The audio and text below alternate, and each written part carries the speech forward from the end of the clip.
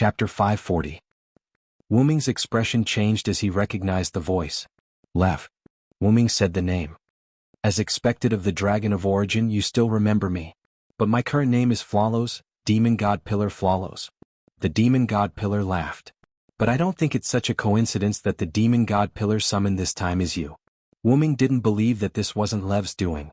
With 72 Demon God Pillars, Wu Ming didn't think his luck would be so good. The 72 Demon God Pillars are one. Unless you can destroy all the Demon God Pillars in an instant, I won't die. Demon God Pillar Flawless laughed eerily with Lev's voice. Wu Ming could imagine Lev's ugly face. However, this provided Wu Ming with information.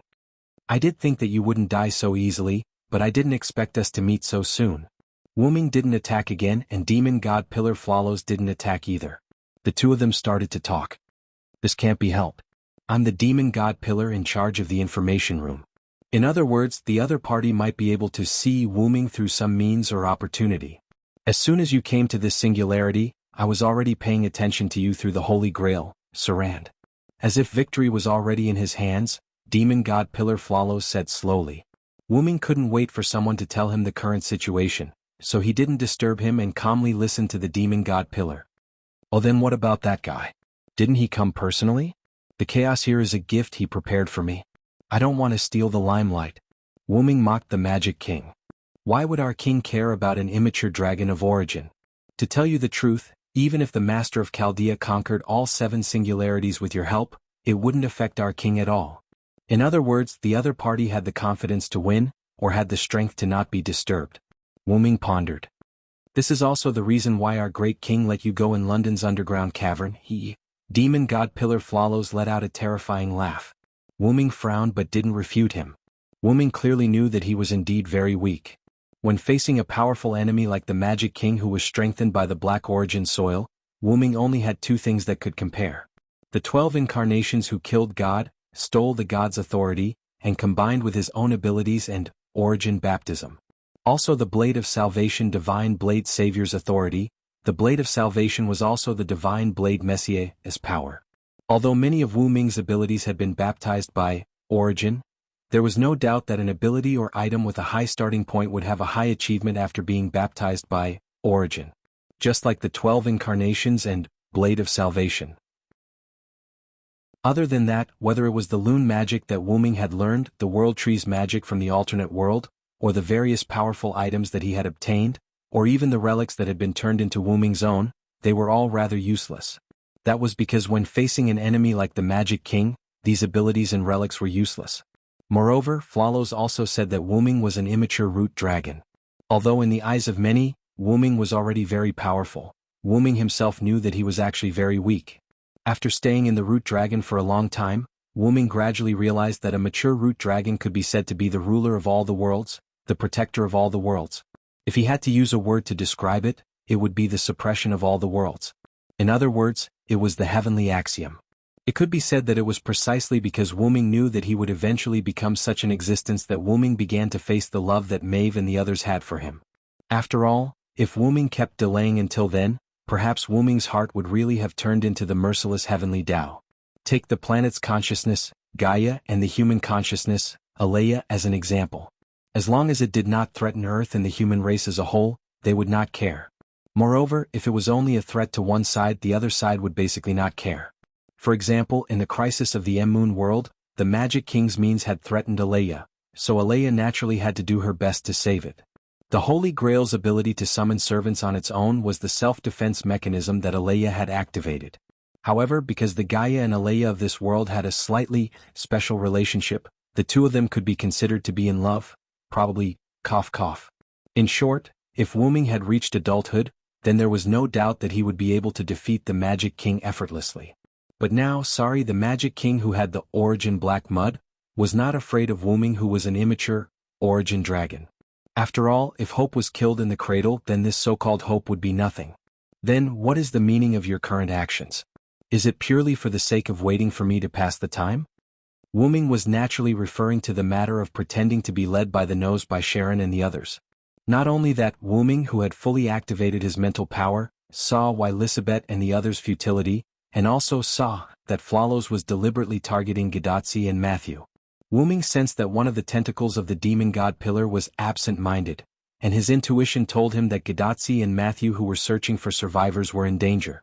Ming trusted his intuition the most. As the origin dragon, all the worlds would subconsciously help Ming, and this so-called intuition was also the help of similar worlds. Otherwise, why would Romo meet Gadatsi so coincidentally and repel the tentacle that wanted to kill the child Matthew was about to rescue? It was because Romo was asked by Ming to meet Gadatsi and the others. Just treat it as my selfishness. My selfishness towards Matthew.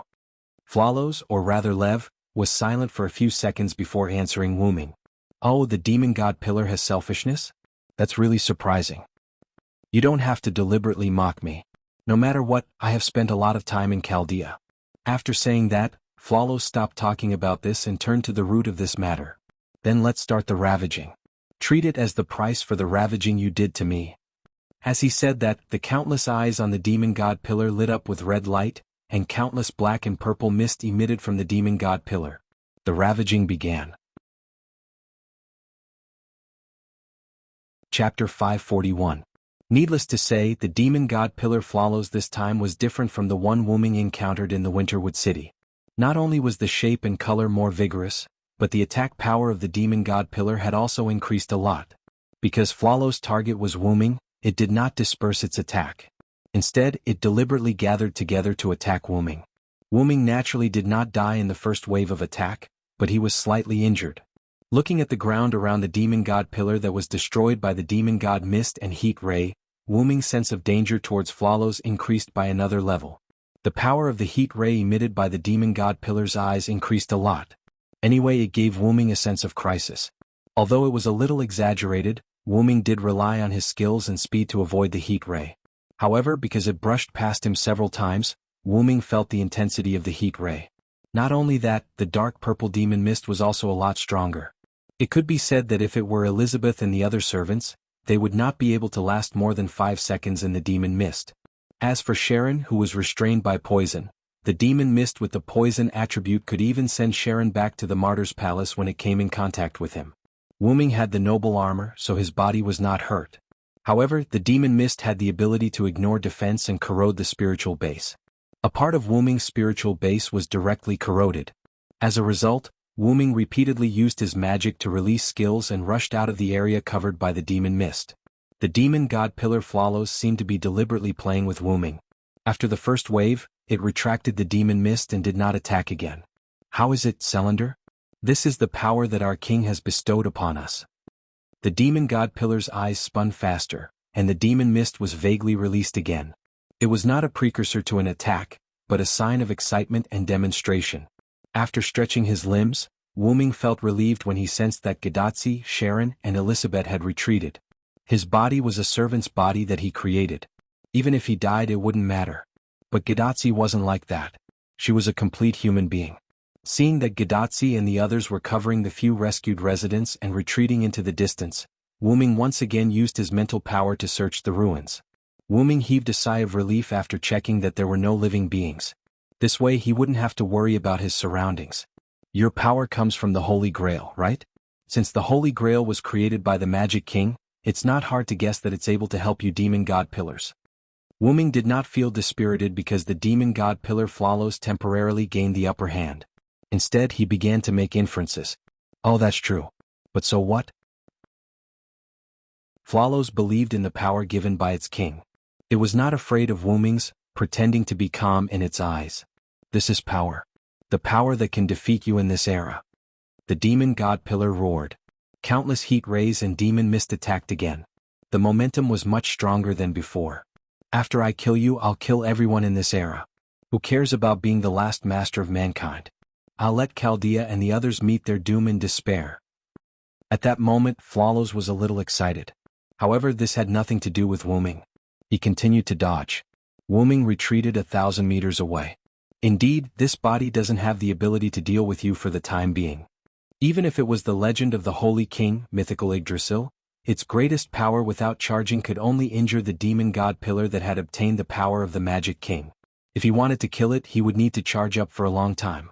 Of course, Flawless would not give Ming the chance. That was why Ming did not have the ability to deal with Flawless for the time being. But unfortunately, I've just become good friends with Rama. Wuming smiled at Flawless. However, this smile made Flawless feel uneasy. Although Flawless was not afraid of Wuming, he did not think that Wuming was bluffing. What if he really had a way to deal with him? With this thought, Flawless increased the amount of magic output. In an instant, the countless eyes on the demon god pillar began to bleed. The amount of magic output exceeded the demon god pillar's tolerance and hurt itself instead. However, the result was a dark ball of light that was comparable to the power of dozens of holy swords appearing in front of the demon god pillar. Wuming could feel that if the dark ball of light exploded or formed into a light cannon, the power would definitely be able to blow up a huge hole in the American continent. It could even be said that it would not be difficult to create a new lake.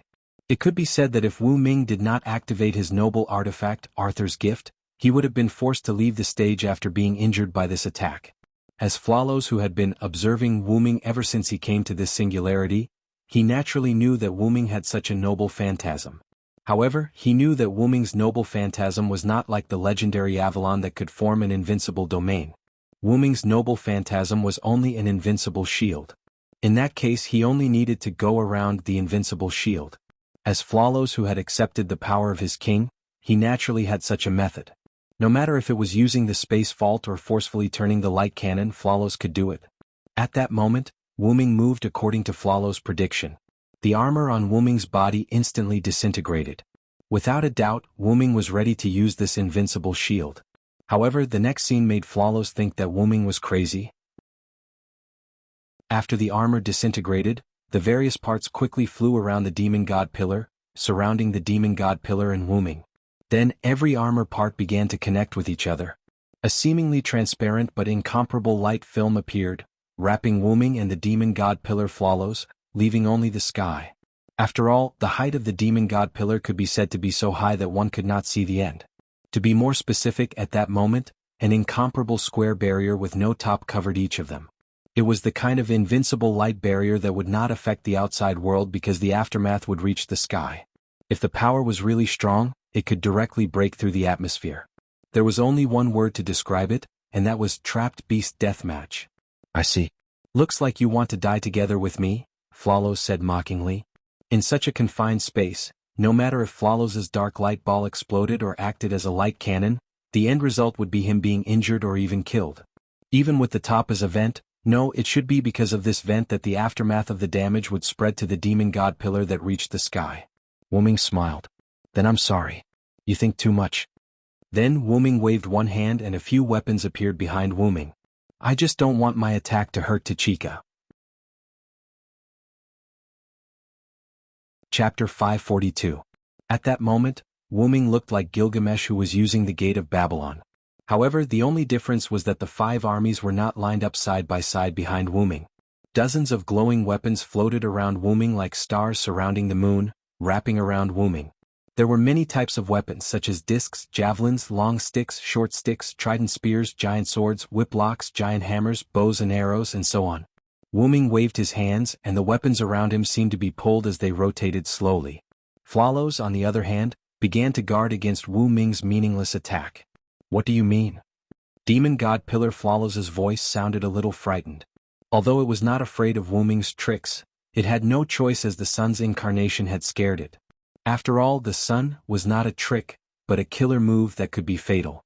In the big hole in Winterwood City, Wu Ming's sun made Flawless suffer. In the end, Flawless's body could not take it anymore, so Lev came out to replace it. In the end, Lev was also tortured by Wu Ming's flame until he fainted. After all, Wu Ming's sun incarnation was an inextinguishable flame.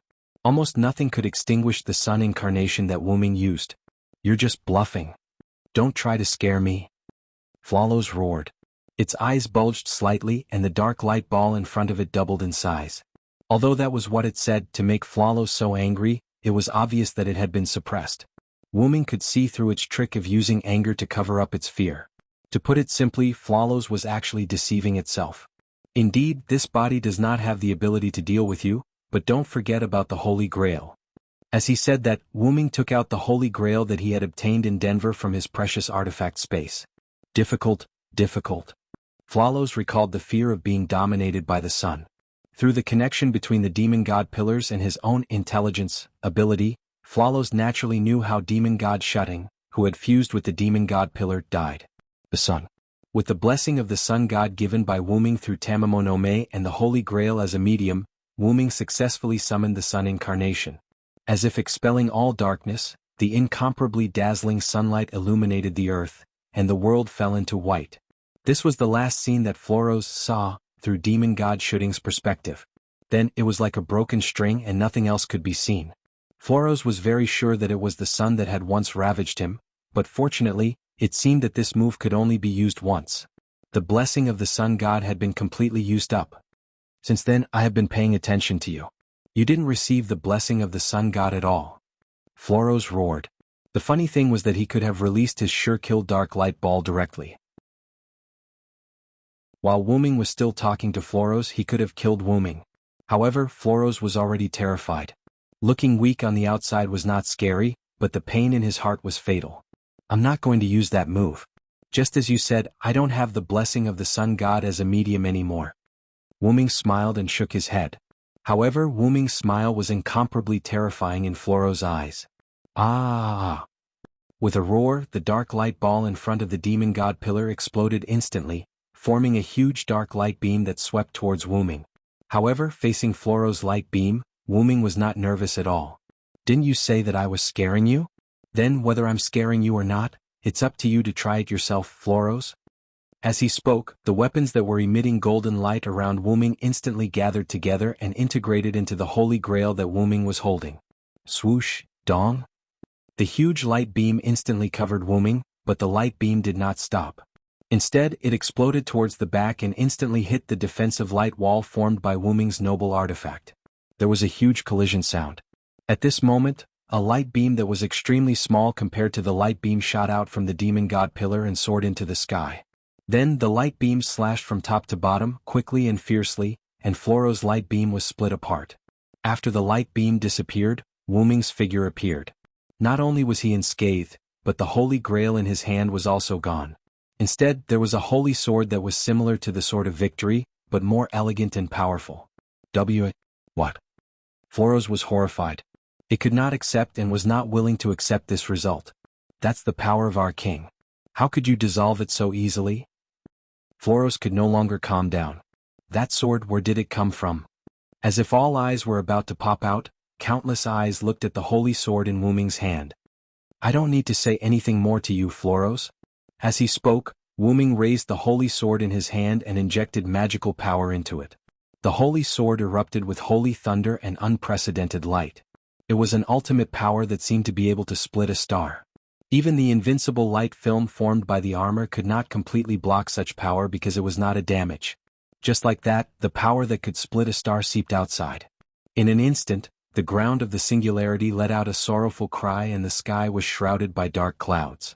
Gadatsi, who felt uneasy, did not want to leave no matter what. She insisted on waiting not far away. She was waiting for the disaster to end or waiting for the disaster to come. Inside the invincible light film formed by the armor. Damn the dragon of origin. Floros seemed to have known his ending. He was not willing to accept his end and launched an attack. Compared to the beginning, the number and quality of tentacles were one step higher. The heat ray that was comparable to the holy sword and the demon mist that was so dark that it made people tremble were all attacking Wuming. The price that Floros paid for releasing these super powerful attacks was that the entire body of the demon god pillar had shrunk by at least 3 times. At that moment, the demon god pillar was like a bamboo pole that was about to die. However, Wuming did not care about it at all. Before these attacks arrived, Wuming only slashed in the direction of Floros. In an instant, the power that could split a star turned into a light beam that was even bigger than the one released by the demon god pillar. Looking at this power that could definitely destroy Gaia, Floros finally understood why Wuming used the invincible defense to trap them one by one. It was not that he wanted to use the power of the demon god pillar to perish together, but Wuming was afraid of hurting this land, this singularity. Floros had no doubt that Wuming's move could directly break this singularity. Then Floros did not know what happened. Because the power of the holy sword that could split a star had already covered it. In the outside world, Gadatsi's face was gloomy. Behind her stood a group of followers. Everyone looked nervously at the transparent barrier not far away that was covered in white. Ka Rong raised his head and looked at the light beam that had already rushed out of the sky. he felt the magic power that could break the barrier and let out a sigh of relief. It seems that he is hiding an unimaginable identity. Chapter 543. The reason why Sharon was relieved was because the beam of light was gradually weakening. Because if the intensity just now continued, Sharon believed that this singularity would probably explode. If there was space, the energy would rush out of the atmosphere and enter space. But unfortunately, there was no space here. After all, this was a singularity that was out of human nature. In other words, this was actually an independent subspace. And subspace, there was no universe. In fact, it was because Wuming finally thought of this that he gradually weakened the beam of light. Not to mention the servants, Gadatsi and Matthew were doomed. Did they really think that the power of time and space was illusory? As mentioned before, if Wuming didn't have the Dragon of Origin's racial talent of time and space, he wouldn't dare to travel through time and space at will. Gem Wuming also relied on the records of his existence in each world, and combined with the second law to be able to travel through parallel worlds. And like Rick's world and the world of the God Slayer, there were no records of Gem Wuming's existence. This was also one of the reasons why Gem Wuming couldn't come to other worlds and could only travel through parallel worlds. Back to the main topic. After Wuming destroyed the demon god pillar, the invincible light wall around him automatically disintegrated and turned back into armor on Wuming's body. The sky and the earth also returned to their original state, and the mournful cry disappeared. And the place that was originally covered by the invincible light film was now 3 feet underground. It couldn't be helped, Wuming's beam of light didn't only extend upward, but also underground. It could be said that if Wuming didn't deliberately leave the sky and didn't create a sealed space, the earth would have been penetrated by now. Of course, the result of this singularity was the destruction of the singularity. He didn't care about the hole in the earth that he created. After all, the singularity would automatically repair the place that was different from the original work. Regarding the singularity's automatic repair of everything that happened in the singularity, Wuming actually knew about that drawback. Those who were killed by servants would not be resurrected after the singularity was restored. Instead, after the singularity was restored, the world would modify them to be killed by bandits. After all, a person's life and death wasn't something that a mere world could casually interfere with. Or rather, in the eyes of the world, those who were killed were already dead. The only thing that was fixed was the process of being killed. The result wouldn't change. Wuming guessed that Gadatsi and the others still didn't know about this. Wuming didn't think that Roman would be so heartless to tell them this fact. It was a sad story. Immediately after, Wuming discovered Gadatsi and the others not far away. Wuming flew towards Gadatsi and the others. Assassin! Gadatsi rushed into Wuming's arms and hugged Wuming's neck with tears in her eyes. Wuming was so scared that he could only let go of the holy sword in his hand and let it float beside Wuming, while Wuming's hands hugged Gadatsi. Ah! Wuming gently patted the little girl's back. He was a little confused for a moment. What's going on? At this time, Karen stood up. Master, she has been worried about you and she doesn't want to leave. Karen laughed helplessly. In fact, when Gadatsi wanted to stay in the beginning, Sharon was opposed to it. After all, even if all their servants died here, they couldn't let Gadatsi get hurt. Just as Karen was about to take Gadatsi away, Matthew took the lead and stood up. I believe in Senpai and I also believe in Senpai. Karen was stunned by that pair of noble and flawless eyes. Then, more servants voted, and the result was that they basically stood on Gadatsi's side. I don't think my friend will lose. I've even lent him all my weapons. It was not easy for me to defeat Hector again. I did not come here to escape. The Apache gods will protect him. I was ordered by that man to protect Tachika. Even if I am a hunter, I will not go back on my words. My husband will be fine, Migu. It was him who woke me up from being influenced by the president's power. I will support him. These were the thoughts of the servants who directly chose to stay, but the servants who indirectly chose to stay were more strange. Shalu will stay, I will stay too. Anjin-sama will stay, I will stay too. Edison-sama is also enlightened, in that case I will stay too. Demon God Pillar is a virus. It needs to be eliminated. Ah, so troublesome, I have to stay too. Well, I will accompany the ladies.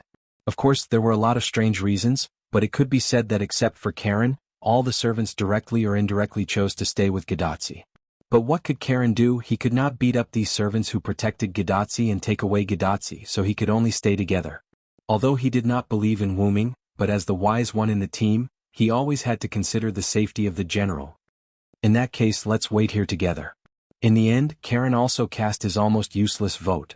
Thinking of the vote just now, Karen felt powerless.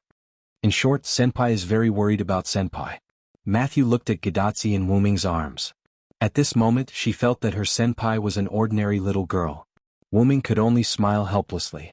Then Wuming patted Gadatsi's little head. Have you forgotten that I'm not dead? Even if this spirit base is gone, my body is still intact. However, Gadatsi raised her head from Wuming's arms and looked at Wuming with tears in her eyes. But I am just worried about you. This scene made Kyoheim and Tamamonome show signs of anger, but they were held down by Elisabeth, Helena, and others. You little girl, Wuming didn't know what to say and could only pinch Gadatsi's little nose. Hee, just like the weather in June, Gadatsi's tearful face instantly turned into a smiling face. Holding Gadatsi like this, Wuming began to ask about business. By the way, how far did you push Rome's forces? How did they summon the demon god pillar directly? Let me answer this question. At this time a weak voice came. It was no doubt Roman. Roman? Has Chaldea replied already? That's fast. Wuming complained. How can it not be fast? Da Vinci is exhausted. At this time Olga Marie's figure was suddenly projected on the side. Chapter 544. Hey. Isn't this Olga? Long time no see, Wuming warmly greeted Olga Marie. Wuming also vaguely saw the poor Roman who was knocked to the ground. Hey? Director, you finally came out. Gadatsi was surprised by Olga Marie's appearance. How long have you been in your room? You don't even have a sense of presence. Wuming complained in his heart. While Wuming and Gadatsi were warmly greeting each other, Olga Marie was blushing at the moment. Of course, the blushing was not caused by the greeting between the two. You two guys. How long do you want to hug me? At this time, Wuming realized that he was still hugging Gadatsi. If you didn't say it, I would have forgotten. And Gadatsi also just realized this problem, unhurriedly got down from Wuming's arms. Although the two seemed to be very close, in fact, the relationship between Wuming and Gadatsi was not like what Olga Marie thought. Gadatsi has always regarded Wuming as a reliable person like a brother, not a lover's attachment, and Wuming only regarded Gadatsi as a sister, the kind that was quite doting. In fact, neither Wuming nor Gadatsi realized that since they met, the affection between the two sides was getting deeper and deeper, and this affection was not love or friendship, but kinship and so on. What's wrong with a brother and sister hugging? However, this was not the case for Olga Marie, who didn't know very much. In her eyes, it was just a matter of her subordinate hooking up with her personal servant. You are my servant, don't casually contact other masters. Olga Marie said angrily. However, it seemed that the only other master was Gadatsi. Yes, my master. Olga Marie, then, can you tell me what happened? Olga Marie's face was red, and then she began to tell her story. After all, it was not a long story. Olga Marie only spent about 2 minutes to finish it. After Gadatsi and the others met up with Edison, they came here and launched an attack on the Roman side. Of course, after all, it was to cover the action of Wuming and others. The servants only made a little move, basically relying on Edison's mechanical infantry to fight with Rome's soldiers. However, they didn't see any Roman servants, and the mechanical infantry with the help of the servants naturally defeated the Rome soldiers. In the end, they found that there were almost no Roman soldiers coming out of the city. Everyone stopped and began to discuss. Some people proposed to directly enter the city to retrieve the Holy Grail, but more people thought Wuming's plan, including Gadatsi. After all, Gadatsi knew that she could use the Holy Grail to summon the demon god pillar, so she was more worried that Rome would directly summon the demon god pillar if he was forced into a corner. After this news was told to everyone, those who proposed to directly attack the city were silent. By the way, Olga Marie also supported the attack. When she talked about this matter, her face was red. After all, the demon's pillar was not a joke. If it appeared now, the servants would not be able to stop it. Olga Marie was not here, but Gadatsi was in danger. Just when everyone was ready to retreat, the demon's pillar suddenly appeared in the city and began to destroy the people and things around it. And for some reason, the demon's pillar was like a joke, passively led by everyone. But this was also good. In this way, Gadatsi and others could go and search for survivors. However, from the tentacles that attacked Gadatsi and others, it could be seen that the demon's pillar was indeed playing, it was waiting. And after Wuming's arrival, the demon's pillar no longer paid attention to other people's reactions. That person was most likely Wuming. Fortunately, the demon's pillar and Wu Ming's conversation was communicated through a special magic transmission. After all, if the demon's pillar really spoke by itself with its size, the sound was enough to be heard by all the servants here. Although Floros was a demon's pillar, it was not a guy who was willing to let others listen to it. Otherwise it would have already spoken. Why wait until Wu Ming's arrival to talk to Wu Ming? And Wu Ming, who thought of Floros, looked at Matthew. Matthew. Wu Ming looked at Matthew with some hesitation. Senior, do you have anything else? Matthew looked at Wu Ming. Although it was Wu Ming who spoke first, Wu Ming was silent. Shaking his head, Wu Ming decided to speak. Floros, or Lev is a little obsessed with you. Wu Ming's words not only made Matthew stunned, but even the surrounding servants and Gadotsi were puzzled.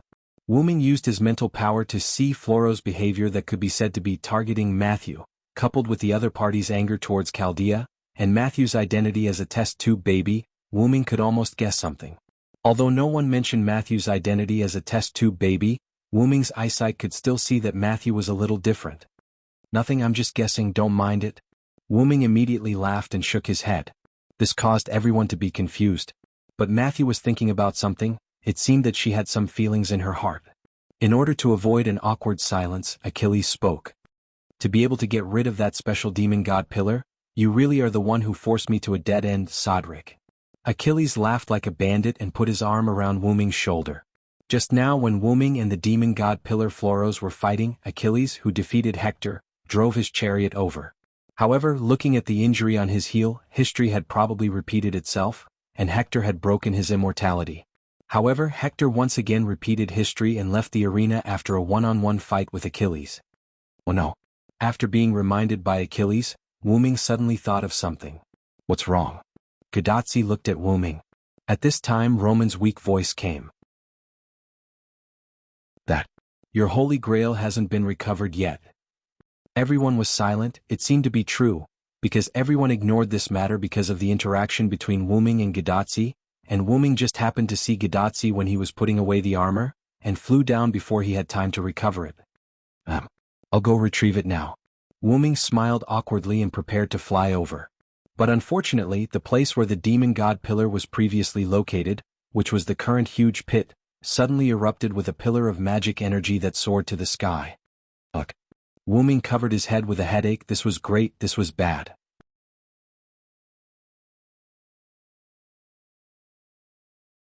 Chapter 545. Wu Ming told Sharon and others to take Gadotsi to the distance. Some of the servants knew that they were not strong, so they spontaneously acted as Gadotsi's guards. There were some who were forced to stay by Gadotsi's side, such as Nightingale. As for the willful Xiao Yu who wanted to go with Wu Ming, she was dismissed by Wu Ming's words, "A virtuous wife must first be obedient." The remaining servants followed Wu Ming to the giant pit to see the situation. Achilles was driving the chariot and Wu Ming, Rama, and Sharon were standing on the chariot. Only Atlanta was not weak, but she did not follow them. Wu Ming said half-jokingly, "We men are enough. Tachika will be taken care of by you women." These words made Robin Hood and Billy Boy blush with shame. But Geronimo did not care about these things.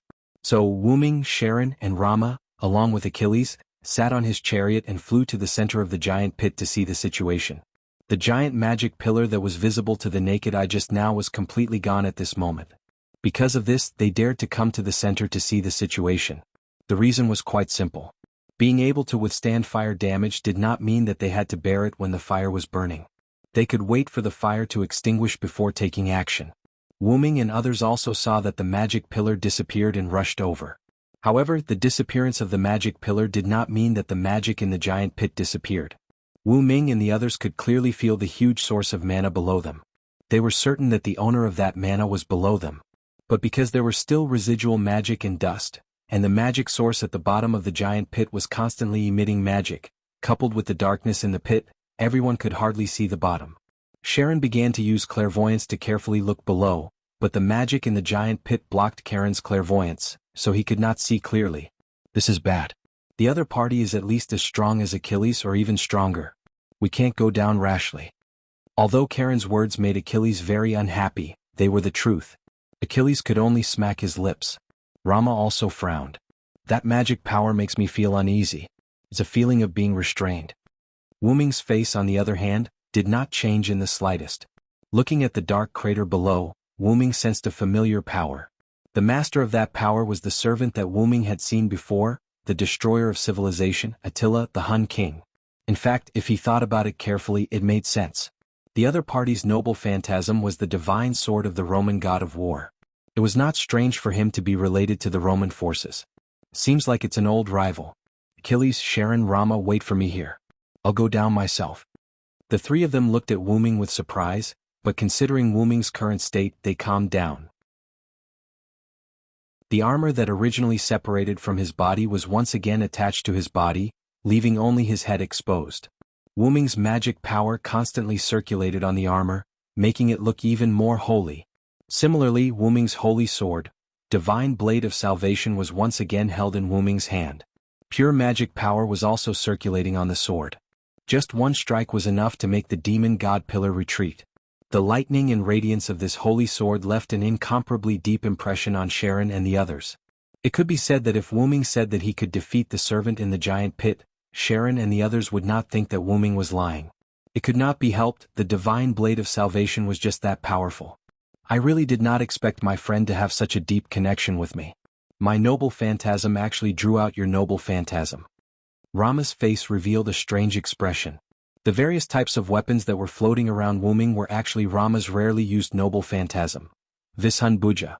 It was a class a noble phantasm that had once received the legendary materialization of the holy god's weapon. It then formed the appearance of Gilgamesh's Gate of Babylon. Of course, unlike Gilgamesh's Gate of Babylon, Rama's weapon did not exceed 50 pieces. It was not realistic to want to use it as a cannon. Moreover, just penetrating Brahmastra was enough for Rama, which was why Rama rarely used this noble phantasm. When he walked out of Demetrius's portal, Wu Ming borrowed this rarely used noble phantasm from Rama. This was because Wu Ming needed an insurance that could defeat everything.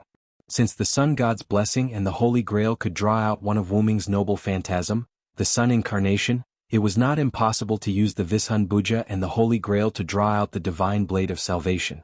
After all, the Divine Blade of Salvation was the Manchala formation that the gods created for Rama, the last king.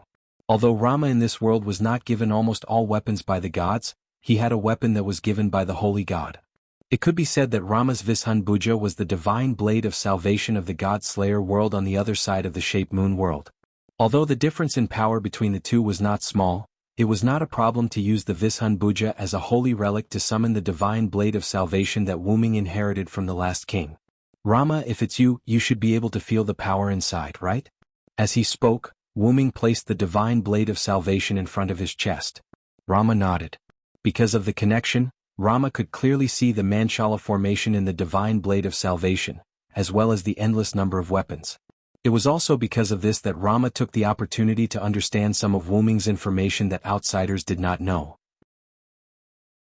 Although he could not understand most of the information like Stheno and Tamamonome, Rama still understood a lot. Currently, Rama only knew that Wu Ming defeated the last king Rama in the alternate world and inherited the last king's position to obtain the divine blade of salvation. Although Rama's expression was a little strange after knowing that he was in the alternate world and not a parallel world.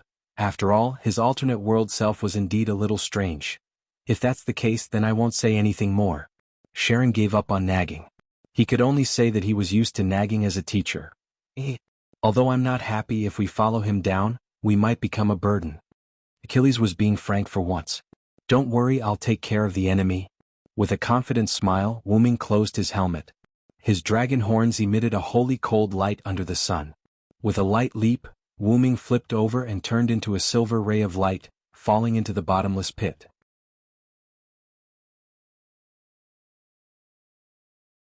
Chapter 546. In the giant pit, Wu Ming felt as if he had fallen into an abyss. Darkness without light shrouded him. That's strange. Wu Ming used his mental power to examine the unfathomable bottom and frowned in thought. With Wu Ming's flying speed, he should have reached the core of the earth by now. Besides, Wu Ming speculated that the giant pit was not that deep. This was almost a small world of its own. Could it be an inherent enchantment? Wu Ming thought as his magical power surged onto the blade of the divine blade of salvation. The divine blade of salvation was still capable of breaking through with brute force.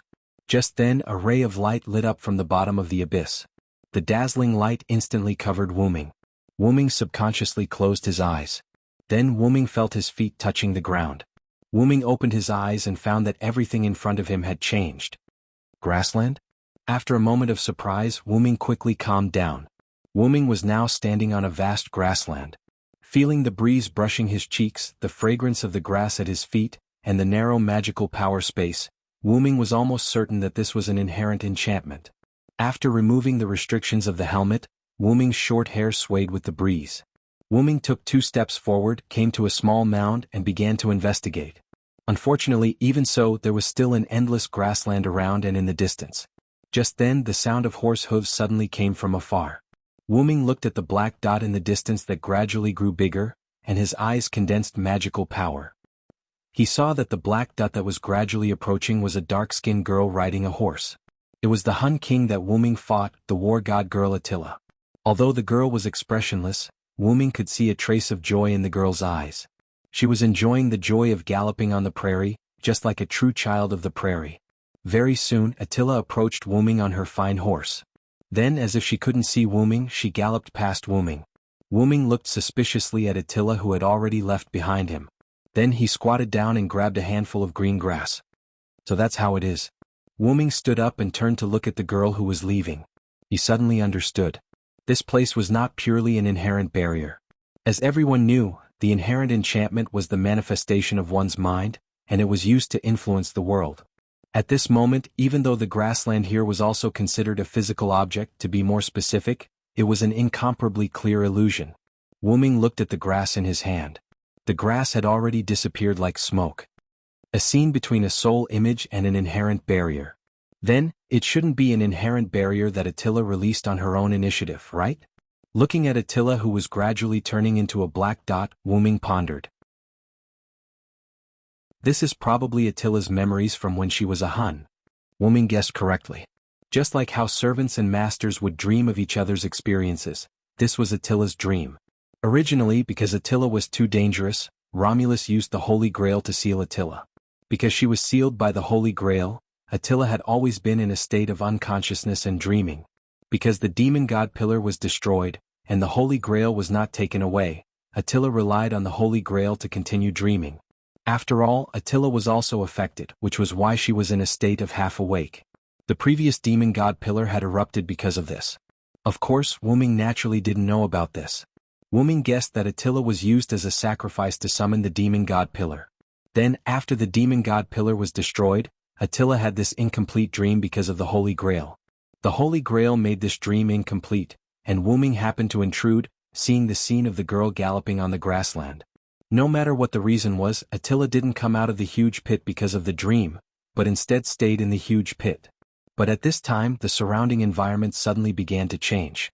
As if it was distorted, except for Wuming himself, the space was in chaos. Wuming didn't feel any danger, so he didn't move, calmly waiting. Immediately, the space began to recover, but looking at the color, it shouldn't be a grassland anymore. This time, Wuming's surroundings turned into a narrow stone room. This narrowness was naturally not from his perspective, but from the girl who occupied most of the space in this stone room. The huge white-haired girl was lying on a stone bed in the middle of the stone room, with a smile on her face as she fell into a deep sleep. Although the stone room was narrow, it was just enough for this giant girl to sleep, so it didn't seem too crowded. Thus, Wuming had enough space to stand. The smiling giant girl sleeping was Attila. Wuming, on the other hand, didn't have any thoughts of Attila. That three-nothingness actually knows how to smile. Anyone with a discerning eye could tell that this enormous Attila wasn't the girl who had galloped on the grassland just now. The two were definitely related, just like how Wuming used his dependence to create a clone. But a clone was a clone and couldn't become Wuming's main body. Wuming felt that the giant girl in front of him and Attila the Hun had a relationship similar to that of a main body and a clone. At this time, the eyelids of the giant girl lying on the stone bed moved. In the next second, the girl opened her eyes. The giant girl sat up slowly, showing a sitting posture of a young girl. Wuming and the giant girl didn't speak. Both of them stared at each other calmly. However, Wuming saw joy in the giant girl's eyes. Wuming could see that it was the joy of someone finally came, or no longer alone. In this way, Wuming would be able to know a little. Even if the giant girl had been sleeping in this stone room for a long time, "If you don't say anything, I'm going to leave," Wuming suddenly said. Wait a minute? The giant girl's gentle voice came as if she was afraid of scaring Wuming. But even so, Wuming could hear the anxiety and worry in the girl's voice. Wuming smiled. "Don't worry, I'm just kidding." After hearing Wuming's words, the giant girl breathed a sigh of relief. Then, as if she had been enlightened, the giant girl realized that she had been fooled. She looked at Wuming with her small face if she had a normal body shape. However, Wuming still didn't see anger, resentment, or any other negative emotions in her eyes. Her eyes were still filled with joy and surprise. Sorry, I apologize. It's my fault." Wuming smiled and apologized to the giant girl. "It's nothing. Actually, as the master, I should have spoken first." As if she thought of something, the giant girl lowered her head and stopped looking at Wuming. There was a trace of fear in her eyes. It was nothing else but the fear that others might be afraid of her. Wuming's eyes flashed with a glimmer of light, then he smiled. "Who do you think I am? Something that can make me afraid hasn't been born yet." Then, under the giant girl's surprised gaze, Wuming walked to the giant girl's lap and sat down cross-legged.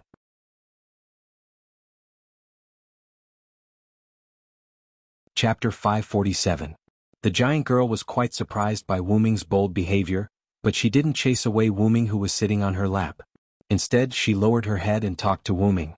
Wuming told Attila his name, and Attila also told her name. However, Wuming was quite familiar with this girl. At least he knew her name long ago, because Wuming had seen this giant girl in the origin of the M-shaped moon world. The star scout, the destroyer of civilization, the giant god Attila. This explained why Wuming said to Attila to dream peacefully back in Winterwood City. But Wuming always felt that the name Attila wasn't her real name. After all, this name was the same as the Hun King. Or was the Hun King's name based on Attila's name? Both are possible. But it didn't matter. A name was just a code name. Wuming had many names such as Vilo, Sodlek, Hyunryong, and Selander. Although there was a name that wasn't really a name. If it weren't for the fact that Wuming was his original name, Wuming wouldn't have chosen this name as his real name. After all, to the root of origins dragons, names and whatnot meant nothing. Just like that, Wuming and Attila chatted like a pair of close friends. They got a lot of information from Wuming, or rather, it was Attila who took the initiative to tell Wuming.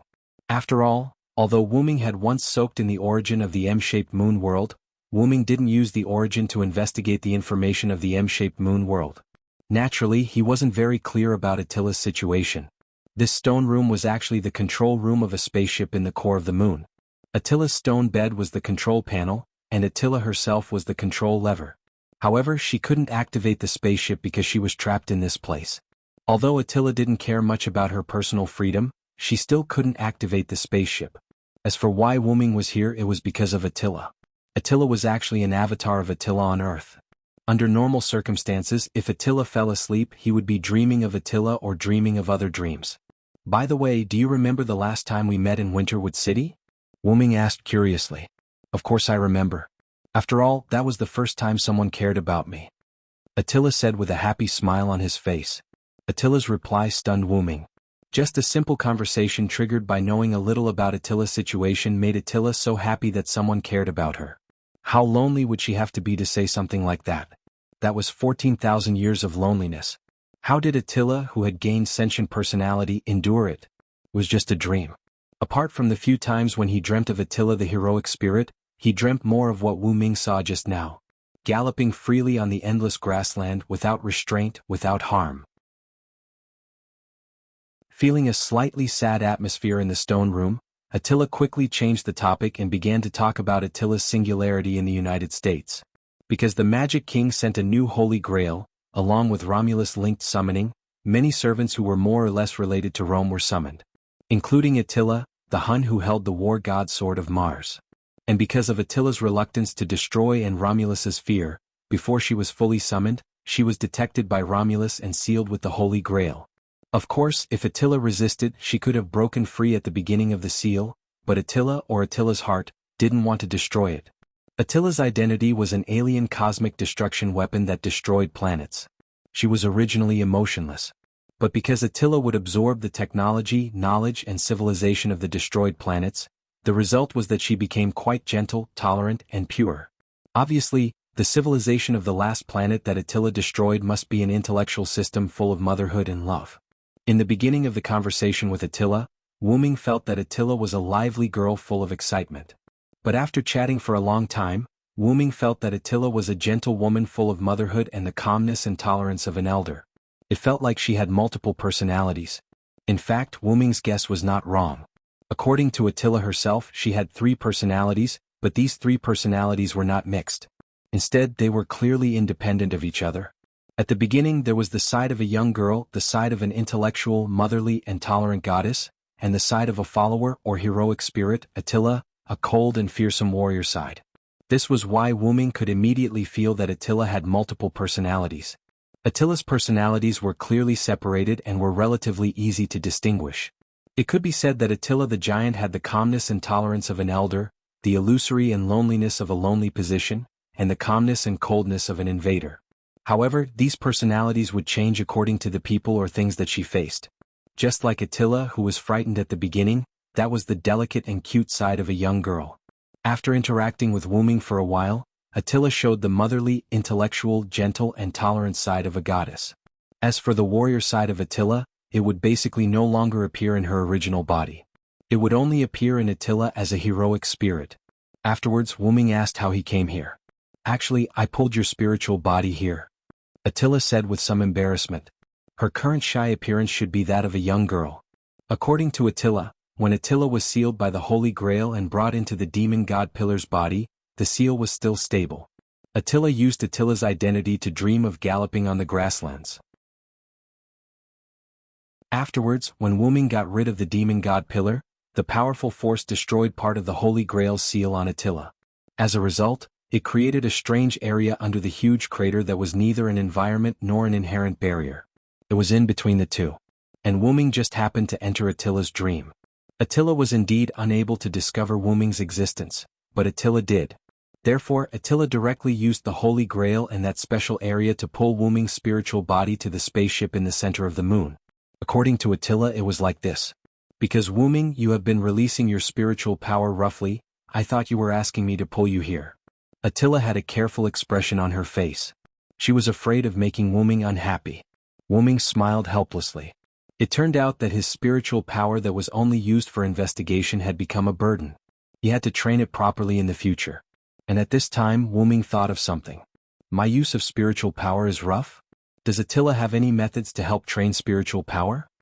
Immediately, Attila nodded. Wuming smiled. This was like a pillow when he was sleepy.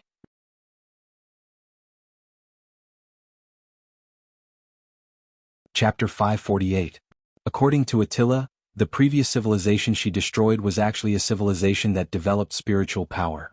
This was in line with the development of the intellectual system that was full of motherhood and love. After all, people with gentle hearts often had strong spiritual power. He had never seen Attila use such power before, but that was only because spiritual power was useless to her, which was why she almost didn't use it. After all, the giant god was an existence that used brute force to break through technique, so why would he bother with those empty things? Following that, with Attila's rough guidance, Wuming easily learned the use of spiritual power and other branches of it. For example, telekinesis now. "Wah!" Attila shouted in a panic because she had left the stone bed and was floating in the stone room. Even so, the stone room didn't seem crowded, as if it could adjust the internal space according to Attila. "I see. The use of spiritual power is so simple," Wuming said with a smile as he looked at Attila, who was floating in the air under his telekinesis playfully. Then, Attila felt as if a pair of hands were touching her skin. She knew that it was Wuming's telekinesis. Although she didn't hate it, she didn't like it when invisible things were messing around on her skin. Because, Wuming, your spiritual power is already very strong, and if you don't keep training your spiritual power, even if it's a very crude method, to persist, it's still strengthened a lot. It's just that Wuming doesn't know how to use it. Even without me, you could have developed to this extent on your own." Attila blushed and stuttered.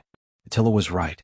Wuming would take some time to meditate every day, but Wuming's initial meditation was just to maintain his sense of self. The root dragon had no lifespan limit, and this way, Wuming used meditation to stabilize his youthful heart so that his mentality wouldn't age with age. This was also why Wuming, who was almost 100 years old, still had the mindset of a young man and did not have the attitude of an old man at all. Of course, this was the age for ordinary people. After all, 100 years old was a complete underage age for the origin dragon, and it wouldn't be an exaggeration to call it a baby. However, Wuming's meditation also produced side products, which were the development of mental strength and the purification of mana. Mental power was something that could not be touched. The mental power of the origin dragon? No, it should be said that it had no shortcomings in any aspect. Therefore, Wuming was able to develop mental power during meditation, and it was a very strong mental power developed through rough methods. It couldn't be helped. After all, consolidating a young heart was the main theme of Wuming. It was already very good that the spiritual power of a byproduct could reach such a level. No, it should be said that for the origin dragon such an outcome was normal. The second point was mana purification. As the root dragon, Wuming had almost unlimited mana. However, almost unlimited and infinite were two different things. In other words, Wuming's mana would also be used up. In this way there were two solutions. One was to find a way to obtain unlimited mana, and the other was to purify the mana. Wuming didn't consider the first point, and chose the second one instead. Because in Wuming's opinion, purification of mana was especially important. For example, a relic that required 100 points of mana to release could be released with only 10 points of mana after purification. This effect of getting twice the result with half the effort was what Wuming liked to pursue. Wuming didn't think that there was truly unlimited mana. The so-called unlimited mana was just the fact that the recovery speed of mana was faster than the consumption, which created the illusion of unlimited mana. However, that was only Wuming's guess. Since Wuming had doubts about it, he wouldn't choose that path. Instead, he chose to purify mana. Wuming's current mana had never been used up. At most, he only used half of it, and that was when he dealt with the last king, Rama. Even then, Wuming still won. After defeating the last king, he also gained a lot of benefits, which made Wuming even stronger. Therefore, in Wuming's opinion, the mana he had was enough. What he needed to do was to improve the quality of the mana. Just like what was mentioned above, a relic that required 100 points of mana to release could be released with only 10 points of mana after purification. What a surprising result. With continuous purification in the future, it might even change from 10 points of mana to 1 point or even 0 points of mana. Therefore, Wuming valued quality, and not quantity. In summary, Wuming felt that Attila's words were right. However, Wuming didn't agree with some of Attila's words. Wuming knew himself well. At most, Wuming would only use his mental strength to search for enemies. Moreover, he would only use it in such a simple and crude way. This was because Wuming didn't want to develop in that direction. Not to mention that Wuming had mastered the Lune magic, which was rare even in the type Moon world. He had also mastered all the magic of the Yggdrasil world tree. Although Wuming didn't master many magic spells, after all, he had the nameless spellbook, which was why Wuming was lazy. However, the fact that he could use it wouldn't change. Putting aside the martial arts that he had learned from Skaha, apart from magic and magic, Wuming's killer move was the god's authority that he had obtained by killing a god. Wuming only had a total of 3 authorities. The 12 clones, the Savior Divine Sword, and Ling Juzi. Due to Wuming's influence, the 12 clones had combined the powers of 2 gods. In addition to the origin baptism, they were the authorities of 12 worlds. They were extremely powerful. The Savior Divine Sword was the divine weapon that Wuming had obtained after defeating the last king, Rama, who had killed the god slayers. Apart from that, the Savior Divine Sword contained the reward that the gods had given to the last king for killing the demon king. It was the Manchala formation that contained almost all of the gods' god relics. The Savior Divine Sword was comparable to an EX level relic and separated into the Manchala formation that contained almost all of the gods' god relics. One could say that it was an alternative gate of Babylon. Moreover, the Savior Divine Sword had been baptized by the origin baptism. It was no longer an ordinary item and had evolved to a higher level. As for Ling Juzi, Wuming had not used it for a long time. After all, Neza's ability was not considered powerful. He was only used as a demonic servant. Therefore, Wuming released Neza when he left the world of the god slayers. Wuming had reminded Neza not to cause any trouble again and again. However, Wuming thought it was unbearable. However, he would not care as long as nothing serious happened. Wuming was the Lord Demon King who had saved that world. He had even defeated the last king. Wuming believed that nobody would disrespect him. All in all, Wuming's origin dragon was powerful. Although he had used a weakened servant body many times, Wuming did not pay too much attention to his spirit. Because even if it was the body of a servant, it was still powerful enough. However, now that he had the guidance of a master, Wuming would definitely obtain new skills with half the effort. As a result, as Attila said, Wuming learned very quickly.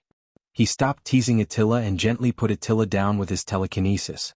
Wuming used his telekinesis to lift himself up and reach the state of flight. Although Wuming could use mana jet and acceleration to achieve the effect of flight, it was easier to fly with his spirit. After all, Wuming had extremely powerful spirit. With just a thought he could fly without any difficulty. Attila, it's all thanks to you that I can learn so quickly. Wuming's words made Attila, whose cheeks were still red, shake his head. Didn't I say that even without me you can still do it? If that's the case, then I won't say thank you. After all, there's no need to say thank you between real friends. Facing Attila's strength, Wuming could only admit defeat. However, Attila was stunned by Wuming's words. Friends? Ha! At this moment Attila had an urge to cry.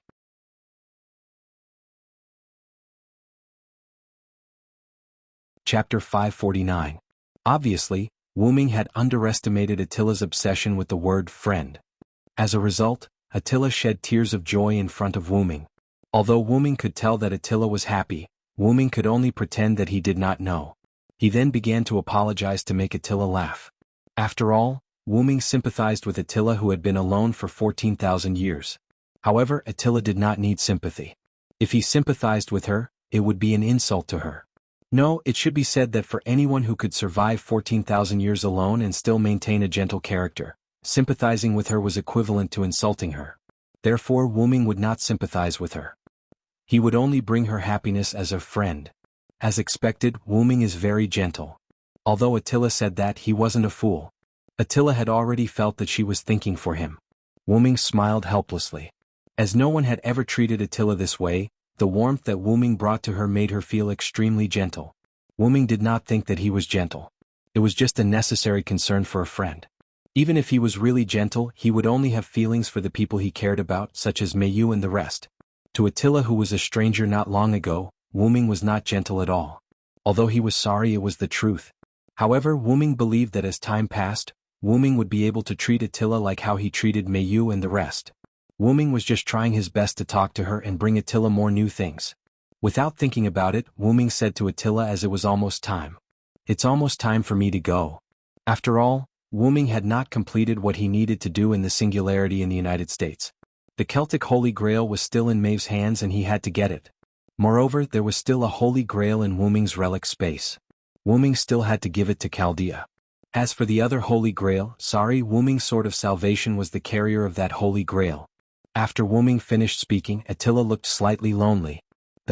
Because I pulled your spiritual body here, the flow rate here is completely different from that Singularity. Attila blushed and stuttered as she was afraid that she would anger Wuming. When Attila said this, how could Wuming not know? Attila just wanted him to stay a little longer and accompany her more. Wuming wasn't angry, or rather, it should be said that he shouldn't be angry. After being stunned for a while, Wuming smiled. If that's the case, I'll take a break here. After all, this is a rare opportunity to slack off. As Wuming spoke, he flew to Attila's lap and lay down again. Attila was not as surprised as she was last time. Instead, she smiled happily. Just like that, Wuming and Attila started chatting in the stone room. Although it was called chatting, it was basically Wuming talking about his own experiences. Attila was listening and she would complain about Wuming from time to time. Then she would be teased by Wuming. When she realized what was going on, both of them laughed. Then Wuming continued. Attila was lonely. She did not ask for anyone to talk to her. However, she felt very happy to have someone tell her stories. Moreover, this was Wuming's story. Attila was very interested in this first friend of hers. After some time, both of them were still in the same mode. One of them was talking and the other was listening. Suddenly, a hesitant look appeared on Attila's face. Did something happen? Wuming immediately noticed Attila's abnormality and asked patiently. It's almost time? Attila said with a hint of sadness in his voice. Wuming had a rough idea of the time he was referring to when it was almost time. It was almost time for Wuming's spiritual body to disappear. It made sense. Even if the flow of time here was very different from the other side, it was impossible for Wuming to stay here forever. After all, Wuming was now a spiritual body. But this was also good. After all, Wuming's matter at the Singularity was not settled yet. Wuming looked at his faintly discernible body, as well as Attila's happy yet lonely eyes, and asked solemnly. Attila, do you want to go to the outside world? Go to the outside world, to see? Attila obviously did not think about this. She was a weapon left behind. Her only purpose was to wait and dream. At least that was the case for now. Wuming read Attila's thoughts as a weapon from her eyes. I don't think a creature with such gentle emotions is a weapon. If that's the case, then this world is too cruel to you. With that said, Wuming subconsciously touched his arm as if he was touching something. Wuming thought of Enkidu, who willingly followed him. Back then, Wuming did not have the ability to fight against the gods, so he could only retreat strategically. Enkidu's soul willingly turned into Heavenlock and followed Wuming. Although Enkidu kept saying that she was a weapon and eventually turned into a weapon, even so, Wuming did not think a person with such gentle emotions was a weapon. Even if she was once a weapon and now turned back into a weapon. This principle was the same for Attila. These emotions are just remnants of the previous civilization. I don't have any emotions. With that said, Attila showed a self-deprecating and lonely expression. She slowly lowered her head. I'm just a weapon. I'm the vanguard of the stars, Attila the giant god. Attila lowered her head more and more as she spoke, and her tone became weaker. In the end, Wuming could not hear what Attila was saying anymore. Attila was almost burying her head in her chest. Although Attila did not have a chest, cough cough, Wuming heard fear in Attila's words. Attila was afraid that Wuming would give up on her because of her identity as a weapon. This would cause Attila to lose her only friend. Aren't you looking down on me too much? Wuming pretended to be angry. He used his telekinesis to fly up and level with Attila's head. He then used his telekinesis to lift Attila's head. If you think your feelings are so cheap, then I'm really going to be angry. Attila stared at Wuming with her big eyes. She did not say anything. Although I've just gotten to know you, Attila, I don't think your feelings are fake. If that's the case, what about our friendship? Wuming's words left Attila speechless and dumbfounded. I don't think our feelings are fake. Friendship is not judged by the length of time. Even if it's a short relationship, I think it's your true feelings. Wuming said to Attila word by word seriously. Remember, as long as you want freedom, I'll definitely help you. With my original body's ability, I'll definitely be able to free you from here. Wuming looked at Attila with firm eyes without a trace of deceit.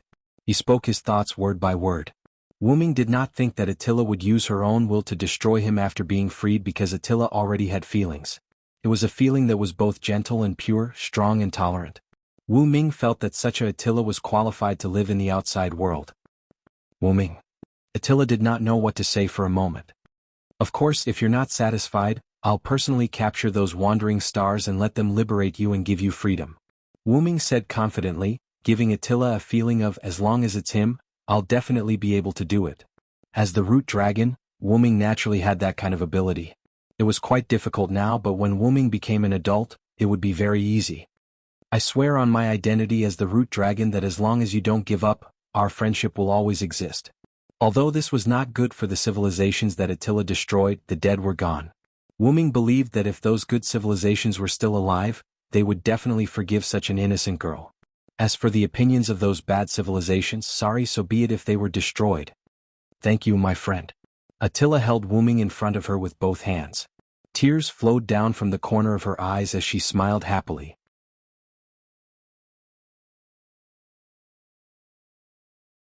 Chapter 550. Fifth Singularity, America Continent, a crater near Alexandria. Achilles was driving the chariot, pacing back and forth near the crater, looking extremely frustrated. Sharon and Rama on the chariot were also frowning, but they did not dare to act rashly. Because it was too strange, there was no movement from the bottom of the crater. It had been a few minutes since Wuming went down. Although they thought that even Wuming would not be able to finish the battle in a few minutes, it was too strange that there was no movement at all.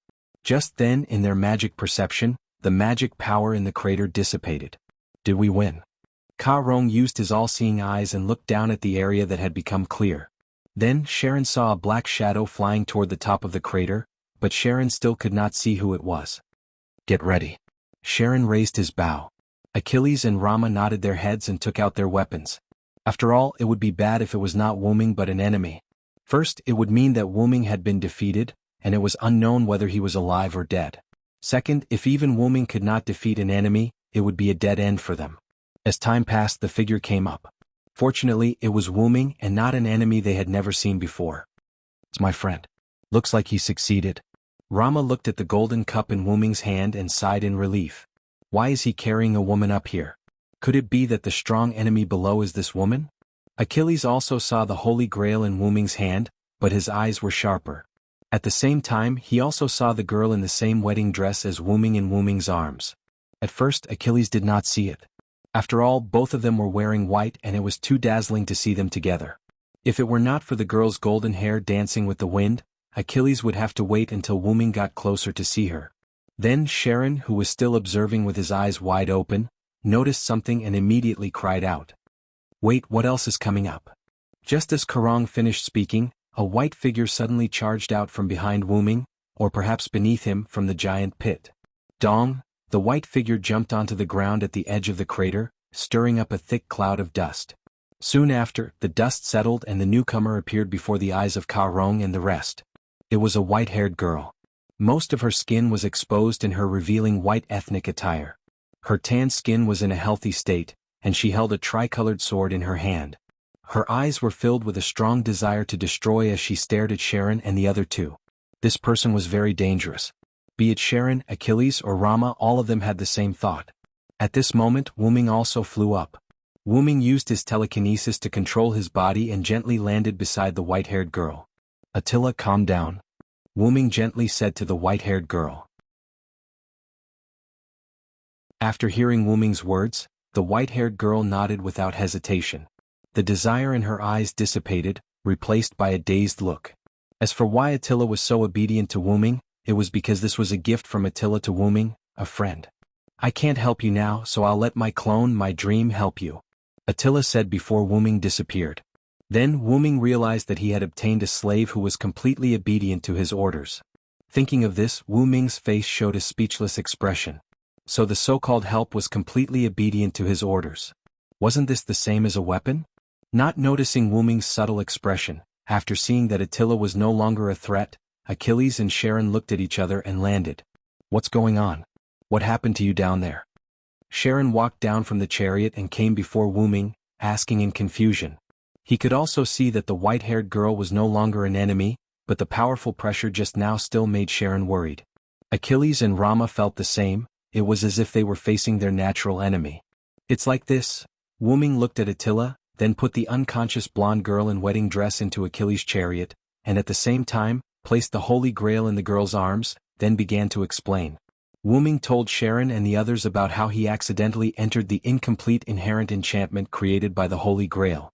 Wu Ming did not tell Sharon and the others about his dreamlike trip to the moon spaceship and his encounter with Attila.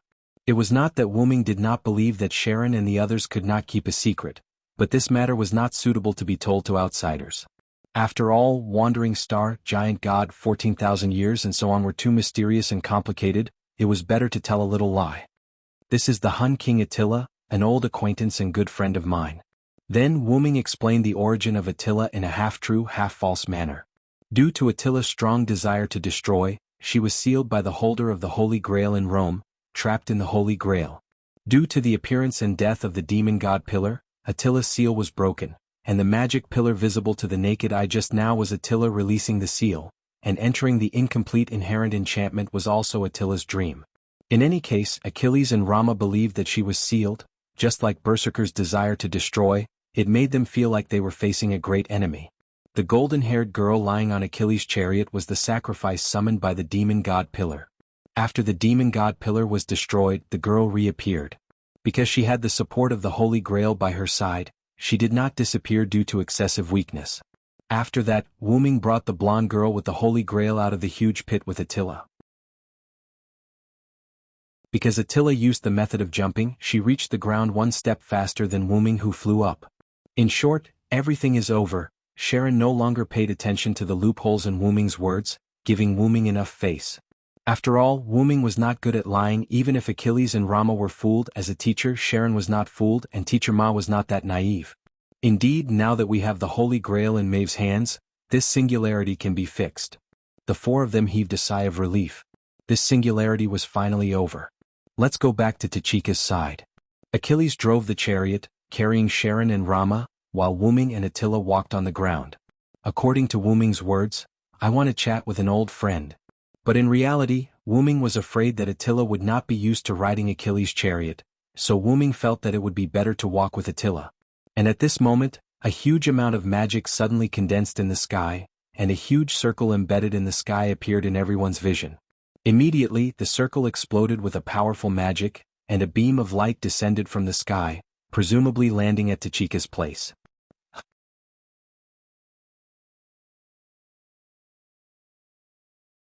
Chapter 551. Boom! The explosion swept over from Gidatsu's direction, and the resulting hurricane lifted a layer of skin from the surrounding ground. Nay, Achilles' 3 immortal horses were blown by the hurricane and let out a difficult cry. The 3 immortal horses held on for a moment, then dragged the empty chariot and was blown into the sky by the hurricane.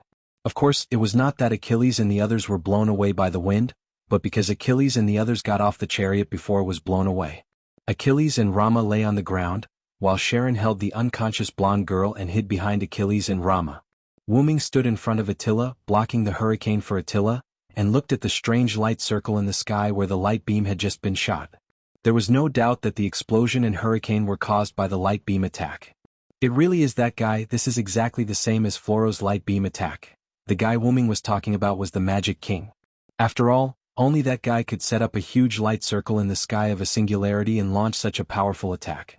Floro said that he had obtained the power of the king, and the black light beam shot by the dark light ball gave Wuming the same feeling as the light beam that fell from the sky just now. While Wuming was thinking, in just a few seconds the hurricane stopped. Wuming shook the dust off his body and looked at Attila. "Are you okay?" Attila, who was not stained by a trace of dust, shook her head in the face of Wuming's concern. "I can do it myself," Attila said coldly. Attila in her servant form was a cold warrior form, which could also be understood as the 3 nothingness. Wuming understood what Attila meant. She was the clone of the giant god Attila and was not so weak. Even without Wuming she would not be affected by the hurricane. That being said, I think I did the right thing in protecting my friends. Wuming smiled, then turned away from Attila and walked towards Ka Rong and the others. Attila stared blankly for a moment as if attracted by Wuming's words. But in an instant, Attila regained her cold and emotionless appearance. However, Attila's gaze remained fixed on Wuming. Wuming walked over to Sharon and helped him up. At the same time he picked up the golden-haired girl and the Holy Grail.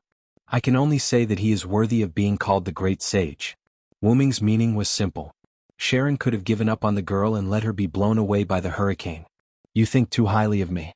I'm only here for the Holy Grail." Sharon shook his head with a smile. Although that was what he said, he could have taken the Holy Grail away and only protected it. Instead he chose to protect the girl as well. No matter what, the result will not change. Wuming then looked at Achilles. "Achilles, can you summon your chariot back?" "Of course not," Achilles said unhappily. Of course, Achilles was not unhappy with Wuming but with the sudden attack. After that, Achilles whistled, and the chariot pulled by the 3 immortal gods flew over from the horizon. Wuming put the girl and the Holy Grail on the chariot and flew up. "Sharon, Achilles, Rama, I'll go check the situation first. You guys go with Attila." After that, Wuming sped up and flew in the direction of Gidatsu. Then Achilles and Sharon got on the chariot. "Miss Attila, please come up," Sharon said carefully. Attila did not say anything. She nimbly got on the chariot without any hesitation. However, the owner of the chariot, Achilles, looked at Attila full of fighting spirit. He was very interested in this servant who could make him feel pressure. He glared at Achilles, warning him not to cause trouble, and then looked at Rama. "King Rama, what's wrong with you?" The reason why Sharon asked this was because Rama was in a daze. Rama came back to his senses and looked at Sharon. "Nothing, just a bad premonition suddenly appeared in my heart, as if something is going to happen to Sito." Then Rama shook his head, no longer thinking about the messy things, and got on the chariot. In this way, Achilles reluctantly pulled the 5 servants and began to move in the direction of Wuming. On Wuming's side, because Wuming used magic to assist his mental power to speed up, and the distance between Wuming and Gidatsu was not far, so in the blink of an eye, Wuming arrived at the original gathering place of Gidatsu and the servants. At this moment, there was nothing left of what was originally a plain. The grass disappeared, the stones were annihilated, the trees were shattered, and there was no trace of it. It could only be judged by the magic of the earth that this used to be a good fertile land. However, the earth's experience was not good. The earth was directly lifted, revealing a barren yellow color. It could be said that there was nothing but barren land here now. But Wuming did not want this to be the case. As if God was on Wuming's side in the barren land, Wuming saw a different place from the surrounding. The holy round shield appeared in a place similar to a mound, and then the round shield peeled off the earth and two figures walked out. Tachika. Matthew. Wuming quickly flew over. Is it assassin? Cough cough cough. Tachika was excited, then she ate a mouthful of dust and coughed. Senpai, are you okay? Matthew helped Gadatsi out of the mound and to the clean flat ground next to it. This made Gadatsi, who had been coughing, feel much better. Cough cough. I'm really choking to death. Gadatsi had an uncomfortable look on his face. After seeing how lively Gadatsi was, Wuming was no longer worried and asked about the other servants. It's good that you're okay, what about the others? When Wuming asked, Gadatsi and Matthew both looked sad. Is that so? I understand. Wuming nodded. That was an unnecessary question. Under such an attack, the others might have returned to the martyr's palace. It could be said that they were almost wiped out. In the end, if Matthew didn't react and condensed his noble artifact into a point to protect me, I'm afraid I would have. Gadatsi did not continue. So that was the case. Wuming pondered. I'm sorry, Senpai Sarand, I really didn't have the confidence to block that attack, so I could only choose to protect Senpai. Matthew lowered his head in guilt. Then Wuming put his hand on Matthew's head. Don't worry, I think they're thinking the same thing. Compared to protecting their dead servants, it's more important to make sure that Tachika is safe. What Wuming said was right. When the beam of light was about to hit, all the servants used their strongest noble phantoms to delay the beam of light so that Mashu could use her noble phantoms to protect Gadatsi. It's okay, Matthew, don't blame yourself. Gadatsi hugged Matthew and comforted him. Senpai, it's very dirty. What Mashu meant was that her body was covered with dust and she looked like a refugee from a slum. It's okay, I like Matthew the most, this is nothing. Gadatsi rubbed her face against Matthew. Senpai. Matthew's face instantly turned red. Although I'm sorry to disturb you, I want to say that the crisis may not be over yet. Wuming pointed to the light circle in the sky.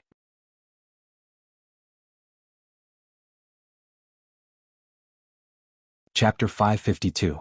Gadatsi and Matthew both followed Wuming's finger and looked at the sky.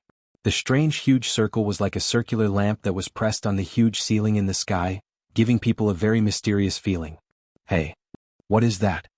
Gadatsi was obviously shocked. It's never happened before. Matthew also widened his eyes and looked at the huge circle in the sky. Like Gadatsi and Matthew, Wuming also stared at the sky. Then Wuming said his guess. If I'm not wrong, it's probably the Magic King's noble phantasm. Hey? Gadatsi and Matthew were both shocked.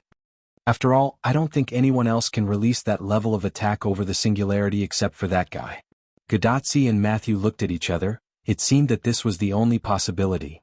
I guess I'm afraid that every singularity has this circle, but the circle was hidden by that guy. It could be said that Wuming had not been to the previous singularities, and the only one he had been to was Winterwood City. When he was in Winterwood City, Wuming noticed that the sky was slightly different, but he didn't pay much attention to it. When he was in London, because he was underground, he couldn't see the sky, so Wuming didn't pay attention to it. At this singularity, Wuming noticed the abnormality in the sky. Deliberately hiding it made people notice the abnormality. That guy's move is bad. Wuming ridiculed mercilessly. But even so, the other party didn't suffer any losses. The price of exposing this noble phantasm was that almost all the servants were sent back to the Valhalla. Nightingale, Geronimo, Atlanta, Edison, Tamamonome, Billy Boy, Robin Hood, Elizabeth, Kyoheim, Helena. It could be said that the attack just now had killed those 10 servants. At present, the American continent, which had more than 30 servants in the beginning, was now left with only a dozen servants. Sharon, Achilles, Rama, Attila, and the unconscious Roman girl escaped the attack because they were with Wuming. Because of the duel, Arjona and Karna were located in the northwestern part of the American continent. He reckoned that Ison and Demetrius, as well as Hercules, who had Wuming filling up the lake, should not have been affected. Maeve and Ceto were sent away by Wuming using the portal. Gadatsi's personal servant, Matthew Gillett, and Wuming, who was currently with Gadatsi. Finally, there was Pamilia, who was sleeping in Riverton. Speaking of this, Wuming was quite helpless and angry. According to Gadatsi, Pamilia said that she would take a nap when it was time for her to sleep. Knowing that their team's mission was only to delay the Romans, Pamilia said that she would take a nap first. Then there was no then. The vampire was still in Riverton. At least Wuming could be sure that she was not here. But there was no other way. Who would have thought that a simple delay would trigger the appearance of the demon god pillar? If Pamilia was here before, even if Floros got the power of the Magic King, Wu Ming estimated that Pamilia would be able to kill Floros if he used his trump card. After all, even if a child was armed with a machete, he would not be able to fight an unarmed Special Forces soldier. No longer thinking about this matter, Wu Ming began to think about the remaining servants. In addition to Wu Ming himself, there were a total of 14 servants left. Not to mention the strength of the remaining servants, it could be said that if it was an ordinary Holy Grail war, the 14 servants except for Wu Ming could be said to be enough. However, with only 14 servants in this American continent, where the magic power had been raised to the level of a god, it was not enough. Not to mention there was a guy like Ison who was useless and only knew how to drive a boat. It could be said that if the halo in the sky did not hide anymore except for Wu Ming, the rest of the servants would probably have to leave. Although Matthew could block the attack just now, it did not mean that Matthew could block the rest of the attack. Matthew could block it once, it was already very good. After all, Matthew was still not a mature servant. At present, Matthew was still unable to use Galahad's noble phantasm. Otherwise, there would not be a situation where Matthew could only protect Gadotsi alone. Besides, not everyone would choose to stand on Gadotsi's side. At present, only 7 servants, Wu Ming, Matthew, Sharon, Achilles, Rama, Attila and Maeve, could serve as the combat power to protect Gadotsi. Pamilia's whereabouts were unknown. Maybe she had woken up or maybe she was still sleeping. The Roman girl rescued from the demon god pillar had been in a coma, and she could not leave the Holy Grail. She could only rely on the Holy Grail to maintain the integrity of her spiritual base. She could not stay too close to Rama, and even if she woke up with her broken spiritual base, she would not have much combat power. As for Arzu and Karna, Karna wanted to come back to help Gadotsi, but Arzu was unwilling. It could be said that if Karna chose to help Gadotsi, then Arzu would definitely choose to help the Magus King. In this way he would be able to fulfill his wish and become enemies with Karna again. Karna, who could not get away, could only accompany Arzu as a sacrifice. Hercules probably had not broken free from the bottom of the lake yet. After all, there were so many fake heavenly locks that were no different from the real heavenly locks. Even Hercules would have to spend a little effort to break them. Of course, unless Wu Ming personally helped him break them. Ison and Demetrius. Demetrius would definitely follow Ison, and with Ison's character, Wu Ming didn't expect him to do anything. It could be said that as long as he did not cause trouble, he would be thankful. At this moment, Maeve was not here. Sharon, Achilles, Rama, and Attila were still rushing here. At present, only Wu Ming and Matthew could protect Gadotsi. After thinking for a while, Wu Ming waved to Gadotsi. "Gadotsi, come here." Although Gadotsi was puzzled because of her trust in Wu Ming, she did not hesitate to walk over. "Give me your hand." After saying that, Wu Ming stretched out his hand and held Gadotsi's slender little hand. "Hey, what are you doing, assassin?" Gadotsi did not care about shaking hands with Wu Ming, but Gadotsi did not understand what Wu Ming wanted to do, and Matthew was the same. Could it be that this was a farewell before death? "Just kidding. I'm just giving you my strongest defense. Relax." Then Wu Ming did not pay attention to Gadotsi and Matthew. Holding Gadotsi's hand, Wu Ming closed his eyes. Then a beautiful scene appeared in front of Matthew's eyes. The holy and invincible armor on Wu Ming's body, under the effect of Wu Ming's magic, emitted a dazzling brilliance. Then the armor automatically disintegrated, and then in a series of light, the armor compressed and transformed into a set of armor similar to that of a woman's. Finally, the armor attached to Gadotsi's body, under the shocked expression on Gadotsi's face, forming a slender and beautiful set of white close-fitting armor for a young girl. This made Gadotsi, who still had her hand in Wu Ming's hand, stunned. Then an earth-shattering scream resounded through the sky. Ah!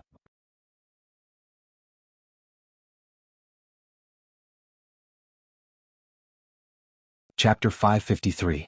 Wah. Wah. What is this? A person who was wrapped in close-fitting female armor and wearing an elegant dragon-crowned helmet shouted in excitement and surprise. This person was none other than Gadotsi, who was wearing Wu Ming's armor. "Say, Senior, are you okay?" Matthew stood beside Gadotsi at a loss and asked cautiously. "I'm fine, I'm just shocked to put on assassin's armor." Gadotsi's voice came from the seemingly thin but actually heavy armor. Fortunately, Wu Ming adjusted the armor and added a lot of adjustment tactics. The specific effect was that Gadotsi, a modern girl without the strength to truss a chicken, could wear such a compressed and heavy armor without changing the quality and defense. After that, Wu Ming smiled helplessly as he looked at Gadatsi, who was uncomfortable talking to Matthew because of the helmet. Relax, inject magic, the armor will respond to you. Although Gadatsi was a novice with no experience in magic after so long, under the guidance of Roman, Olga Marie and Gadatsi, she could still do the ordinary extraction and application of magic. With that said, as if demonstrating, Wu Ming put his hand on Gadatsi, and then the helmet on Gadatsi's head split and attached to her shoulders and back. So simple? Gadatsi was interested and she used magic with her small face. In an instant, the helmet that was disassembled and disassembled closed again and wrapped Gadatsi's small head. Although Wu Ming wanted to complain about Gadatsi's constipated expression just now. Then, Gadatsi controlled the helmet to disassemble again, and her excited little head was exposed again. It's really amazing. Then Matthew poked Gadatsi. Senior, now is not the time to play. In an instant, Gadatsi's small face became awkward. Right, assassin, you gave me the armor, what will you do? Gadatsi saw before that the cover that trapped the demon god pillar was made of Wu Ming's armor. And Gadatsi also saw that the defense wall was not damaged at all under the powerful attacks of Wu Ming and the demon god pillar. This armor was undoubtedly a super powerful noble artifact. If you don't have this armor, what will you do when the light circle attacks again? Gadatsi said worriedly. Indeed, Wu Ming, the berserker Holy King Sealan's strongest noble artifact was this set of armor. With an invincible defense and a light spear that could be strengthened, Wu Ming could be said to be invincible. Of course, this invincibility only meant that Wu Ming would not be defeated. It did not mean that he was truly invincible. If Demon God Shutten could use the Holy Grail and the blessing of the Sun God to release the power of the sun because Wu Ming thought it was troublesome, then facing the Demon God Pillar Floros not long ago, Wu Ming really had no way to kill it with the body of a servant. Although it seemed that Floros was no different from the other Demon God Pillars, Floros said that it had obtained the power of its king. Naturally, it could not be compared to the other demon god pillars. However, it was precisely because of this that Wu Ming borrowed Rama's noble artifact. It's because I'm afraid that the light circle will attack again, so I let you wear this noble artifact. Wu Ming gently touched Gadatsi's little head and messed up her hair. If it's me, I have it. Wu Ming turned his head. Following the direction where Wu Ming turned his head, Gadatsi saw a holy sword that was similar to the Excalibur floating beside Wu Ming. As if responding to Wu Ming's words, the divine blade of salvation shone with holy light and attracted lightning. You should know that the best defense is offense. With the divine blade of salvation, nothing will happen to me. But if you don't have this set of armor, it's very likely that something will happen to you. Wu Ming tried to reason with Gudazi. So, be obedient to Chica. In the end, Wu Ming ended with a pampering tone. I know. Gadatsi's cheeks blushed. No matter how good their relationship was, after experiencing such gentle flirting, as a girl who has never been in a relationship before, it was quite fatal. Even Mashu, who was next to him, was blushing like a braised crab. Wu Ming nodded with satisfaction. Sharon and the others will be here soon. You two remember not to run around. Gadatsi and Matthew nodded. Then I'll leave for a moment. With that, a dark purple ripple swallowed Wu Ming, and then the ripple disappeared. Can you hear me? At this time, Gadatsi's wristband sounded. Leader? Is the communication device fixed? Gadatsi asked in surprise. However, in response to Gadatsi's inquiry, only the voice was heard and not the image. But the voice was no longer Olga Marie's voice but Roman's. How could it be fixed? That's magic power comparable to hundreds of holy swords. The explosive magic power directly blew up Chaldea's device. Da Vinci's really tired this time. However, before Roman could finish complaining, Olga Marie's voice was heard again. Get out of my way. After Olga Marie's roar, there was the sound of someone falling to the ground. Then, Olga Marie's calm voice was heard.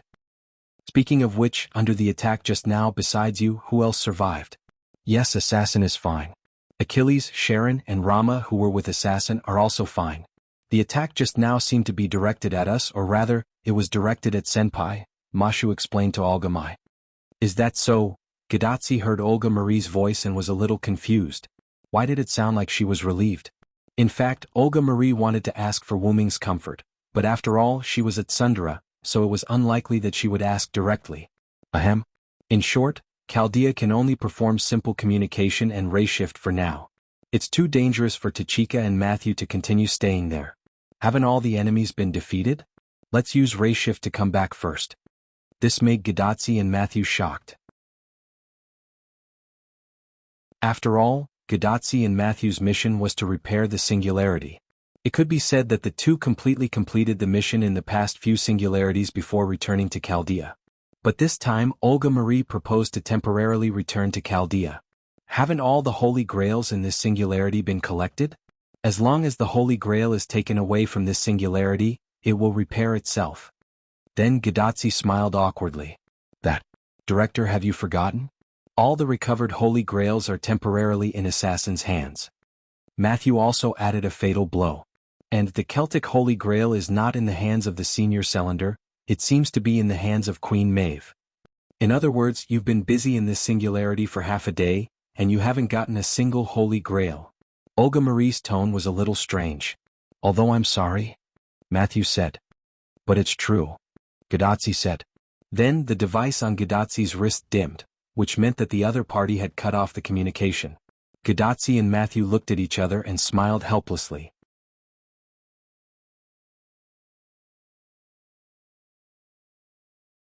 Chapter 554. A moment later, Gadotsi's bracelet lit up again, but this time the contact was no longer Olga Marie, but Dr. Roman. Roman said that Director Olga Marie was muttering, "How come we didn't get a single Holy Grail? That guy is an idiot. We could have just given the Holy Grail to Chaldea." He cursed as he left the control room. He seemed to have returned to his own room. "Will the director be okay?" Gadotsi asked worriedly. "Don't worry, the director isn't as weak as you think. She's still very strong." Romo's calm and amiable voice was heard. On this point, Roman could be said to have the most right to speak. After all, when Olga Marie became the director, Roman had already been in Chaldea for a long time. It could even be said that Roman was Olga Marie's senior in a sense. For the time being, Gadotsi and Matthew began to think about what to do next. "Then, Doctor, what should we do next?" Matthew asked. This question made Roman silent.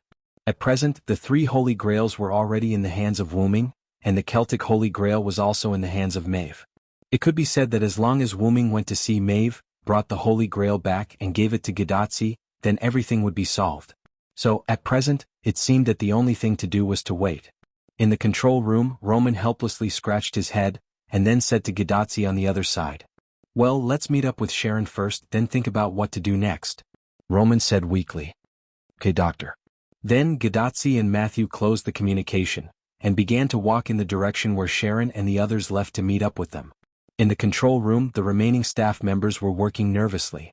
Only now could Roman breathe a sigh of relief. Roman sat down on the chair behind him and leaned back slightly. "Magic Kings?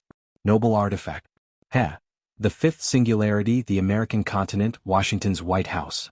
When Wuming sent Sito and Maeve away using the portal, he had set this place as his destination. After all, this was their base camp.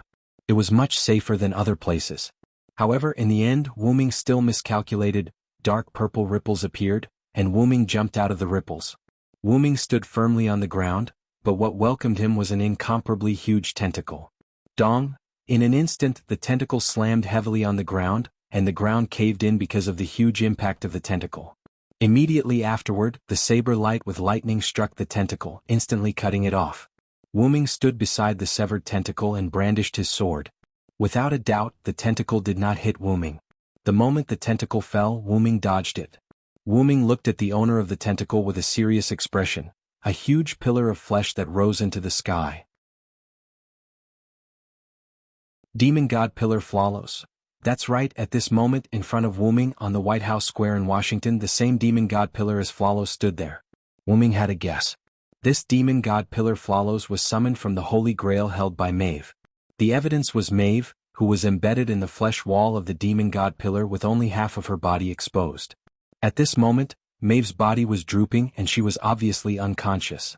As for Sito, who was already unconscious and brought back by Maeve, Wuming, who had already spread out his mental power, indicated that he did not find him. Wuming estimated that Sito was either swallowed by the Demon God Pillar and was in the body of the Demon God Pillar, or had been killed by the Demon God Pillar and returned to the Martyr's Palace. At this moment, Flawless, who failed the sneak attack, spoke. "You can really find this place, Dragon of Origin." It was still Lev's voice, and it was still an unpleasant voice. "Demon God Pillars are all as disgusting as cockroaches. This is really an eye-opener." Wuming mocked mercilessly. Although Wuming also knew that to kill the demon god pillar, he had to kill all 72 of them at once, but he could resurrect immediately after dying together. This was a bit of a bug. Of course, an ordinary demon god pillar that appears at a singularity can't do it, but I have the king's blessing. Of course such a thing can be done.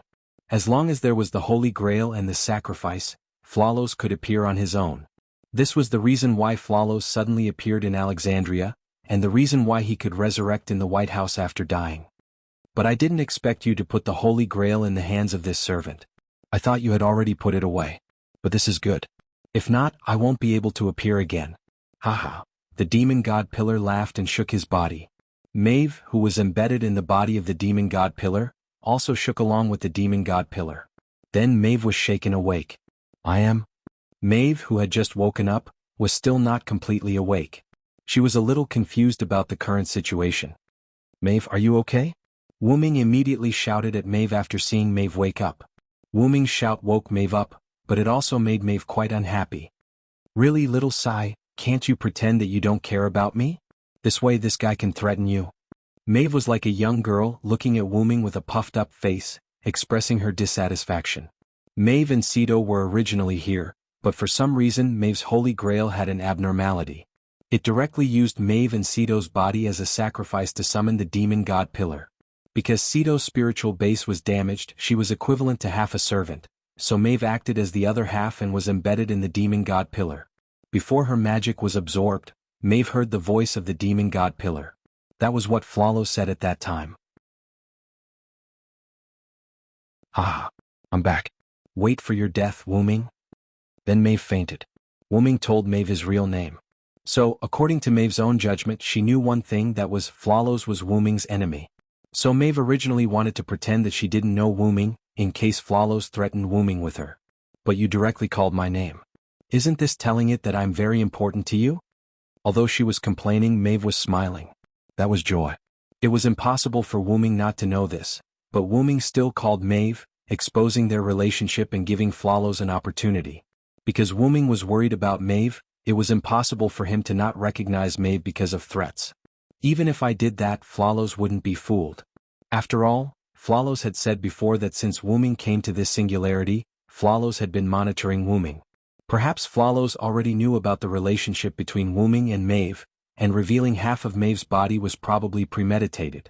That's right. It's because I know about your relationship that I devoured the guy whose spiritual base was about to die in this woman. In this way, I can expose her outside and use it to threaten you, Dragon of Origin Wuming. Facing such a situation, Wuming's hand holding the divine blade of salvation couldn't help but tighten. Trouble?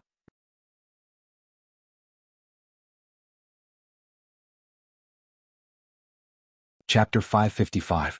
Wuming, who was being threatened, did not dare to unleash the light cannon attack of the divine blade of salvation on Flawless because it would directly send Maeve and Flawless away. Therefore, Wuming could only suppress the power of the divine blade of salvation and deal with the demon god pillar with just a slash. Swish, a slash mixed with lightning and holy light instantly cut off many of the tentacles that were attacking him. Even the body of the demon god pillar was slashed by the flash of the blade. However, the self-healing ability of the demon god pillar that had obtained greater power was even more powerful. In just a few seconds, the cracked body healed and the tentacles grew out. However, it could be seen that even if the power was deliberately suppressed, the divine blade of salvation was still the divine blade of salvation. The holy sword that could split a star was not just for show. It could be said that the divine blade of salvation could not only be classified as a divine blade of salvation, but also as a divine blade of salvation. Such a powerful divine weapon, even if the power was suppressed, was still not something that the demon god pillar could resist. Originally, it should have been like that. However, because Flawless had obtained the power of their king, his strength had also increased by a level. This created a very awkward situation. Flawless could not hurt Wuming, and Wuming could not do anything to the demon god pillar even if he showed mercy. For example, the original divine blade of salvation that Wuming used had a strength of 100. Currently, the divine blade of salvation that was transformed from the Holy Grail and Rama's divine blade of salvation had a strength of 80. Due to the deliberate suppression, the strength was reduced to 50. The original strength of the demon god pillar, Flawless, was 30. After obtaining the power of the Magic King, the strength became 50. In this way, the two of them were equal. However, the pure data was only used as a general reference. It could not accurately express anything. It only meant that the two of them were unable to defeat each other. As expected, even after obtaining the power of our king, it is still too weak when facing the Dragon of Origin, Flawless said calmly. Indeed, as the King of Flawless had said, there was nothing to be afraid of with an immature Dragon of Origin. Even though Wuming was very powerful in the eyes of many people, he paled in comparison to the Magic King who had obtained the power of the Black Soil. It was true that an adult origin dragon would possess unparalleled power. It could travel through time, move mountains and fill seas, reverse time, and even bring the dead back to life. However, the prerequisite was that Wuming had to stay inside the origin and use its power. That was because the root dragon was a unique creature that was neither human, beast, nor god that was born from the world root that gave birth to all worlds, which was why it had to borrow the power of the root to achieve invincibility. Although it was called the origin dragon and had the appearance of a dragon, the origin dragon wasn't actually a dragon. The reason Wuming had the characteristics and drawbacks of a dragon was because Wuming's birthplace had shifted from the great origin to the origin of the M-shaped moon. To put it simply, he was tainted with an impure bloodline. However, Wuming had already been baptized inside the great origin and had basically eliminated the drawbacks of dragons. It could be said that as long as Wuming continued to be baptized by the great origin, he would return to the purest form of the origin dragon. After that, as long as he went through the baptism of the great origin, an adult origin dragon could be said to be truly invincible. For now, as long as Wuming stayed inside the great origin, he would be invincible inside. For now, Wuming couldn't interfere with other worlds for the time being. Moreover, as long as Wuming left the great origin, Wuming's chances of losing against someone like the Magic King, who could be said to be a cheat, were definitely higher than his chances of winning against him. In other words, Wuming could only rely on his own power as a dragon of origin. He couldn't threaten anyone else at all.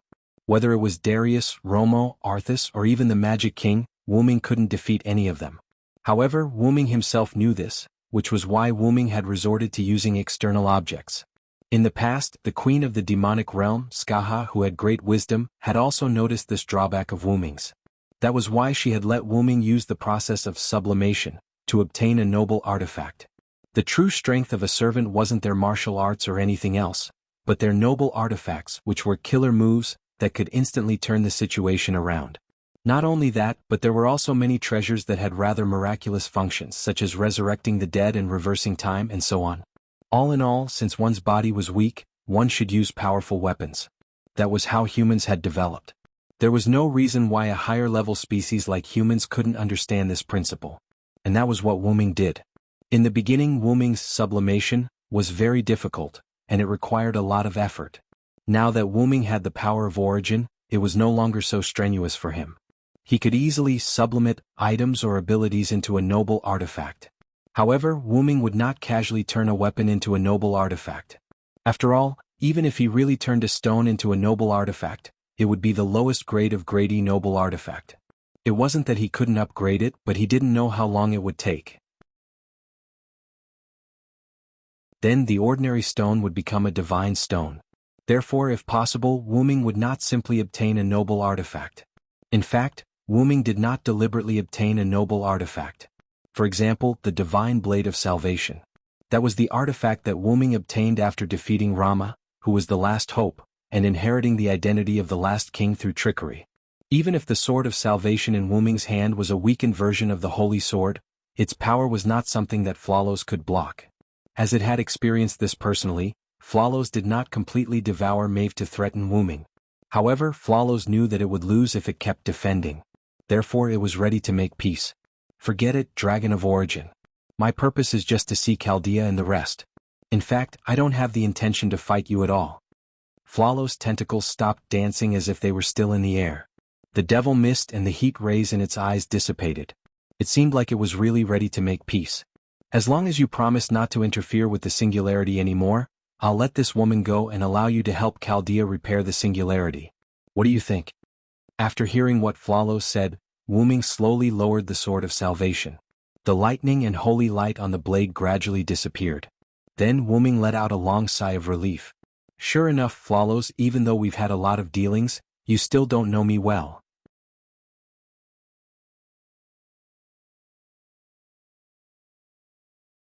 Chapter 556. What do you mean? Flawless was confused. You care about her a lot, don't you? I just need you to stop interfering with the next singularity to save her. Isn't that a good deal? Flawless' voice was like a devil's as he continued to tempt Wuming. Ha! Wuming lowered his head and laughed. It was a mocking laugh. I won't say much nonsense. Let's put it simply. I can't compromise with you, Flawless. Wasn't that a given? For example, if someone stole something from you and made a deal with you, and it was a deal that wasn't beneficial to you, most people wouldn't agree to it. But, I'm threatening you, Lord Dragon of Origin, Flawless said with a smile. Although he couldn't see the smile on the giant meat pillar, Wuming could feel that Flawless was smiling. Moreover, Flawless was right.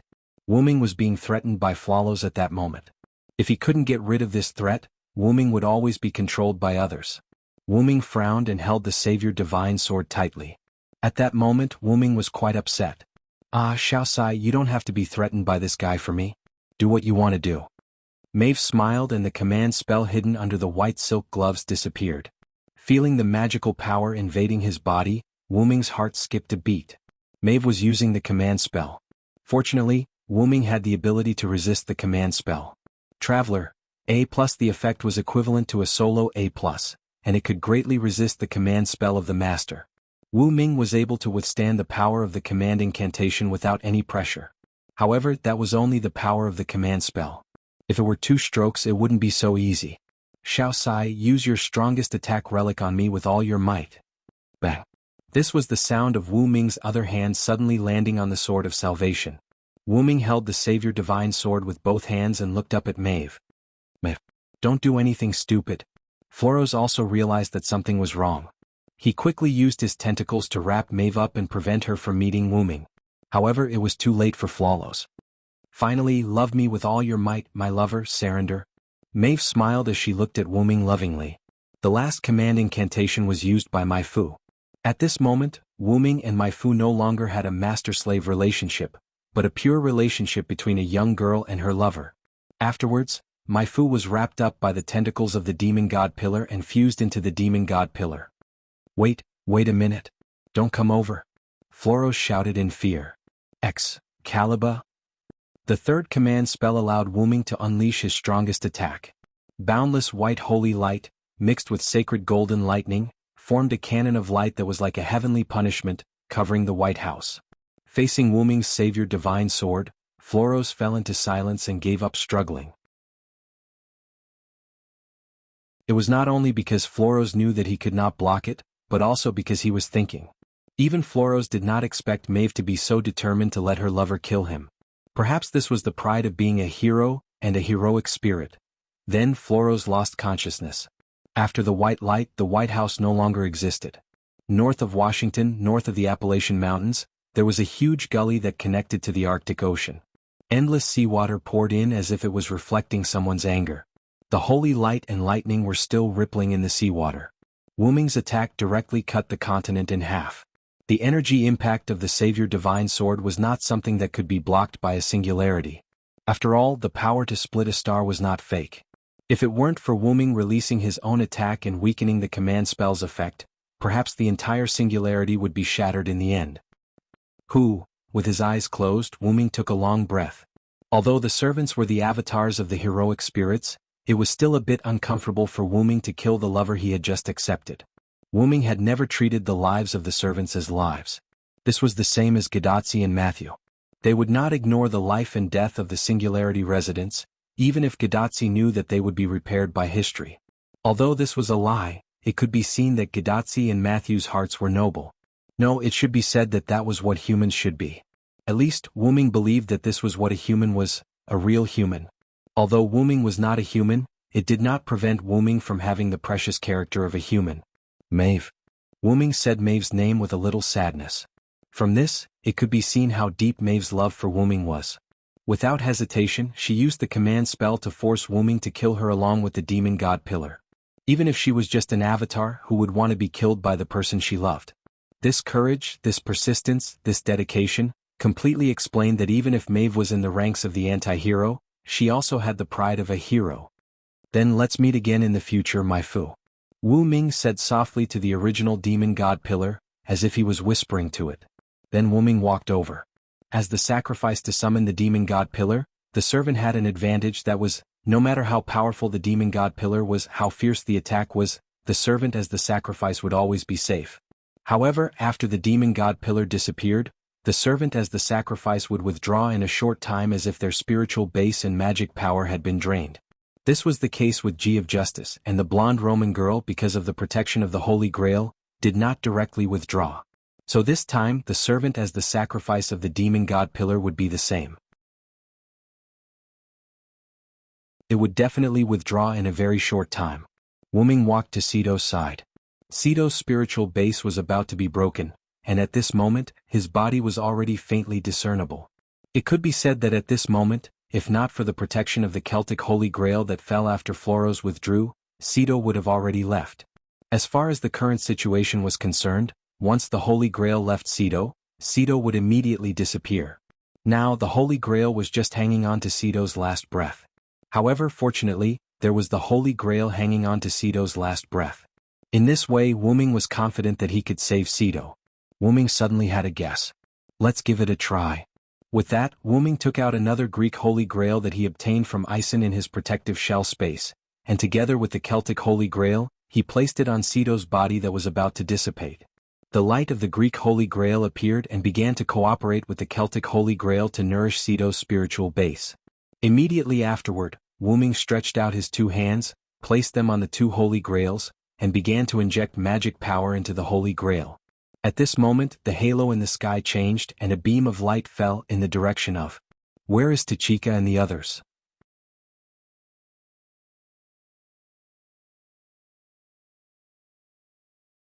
Chapter 557. In just an instant, the light beam shot by the aperture landed near Alexandria. That direction was definitely the direction of Gadotsi and the others. Wu-Ming was willing to bet. However, Wu-Ming did not do anything else and continued to infuse magic into the two Holy Grails.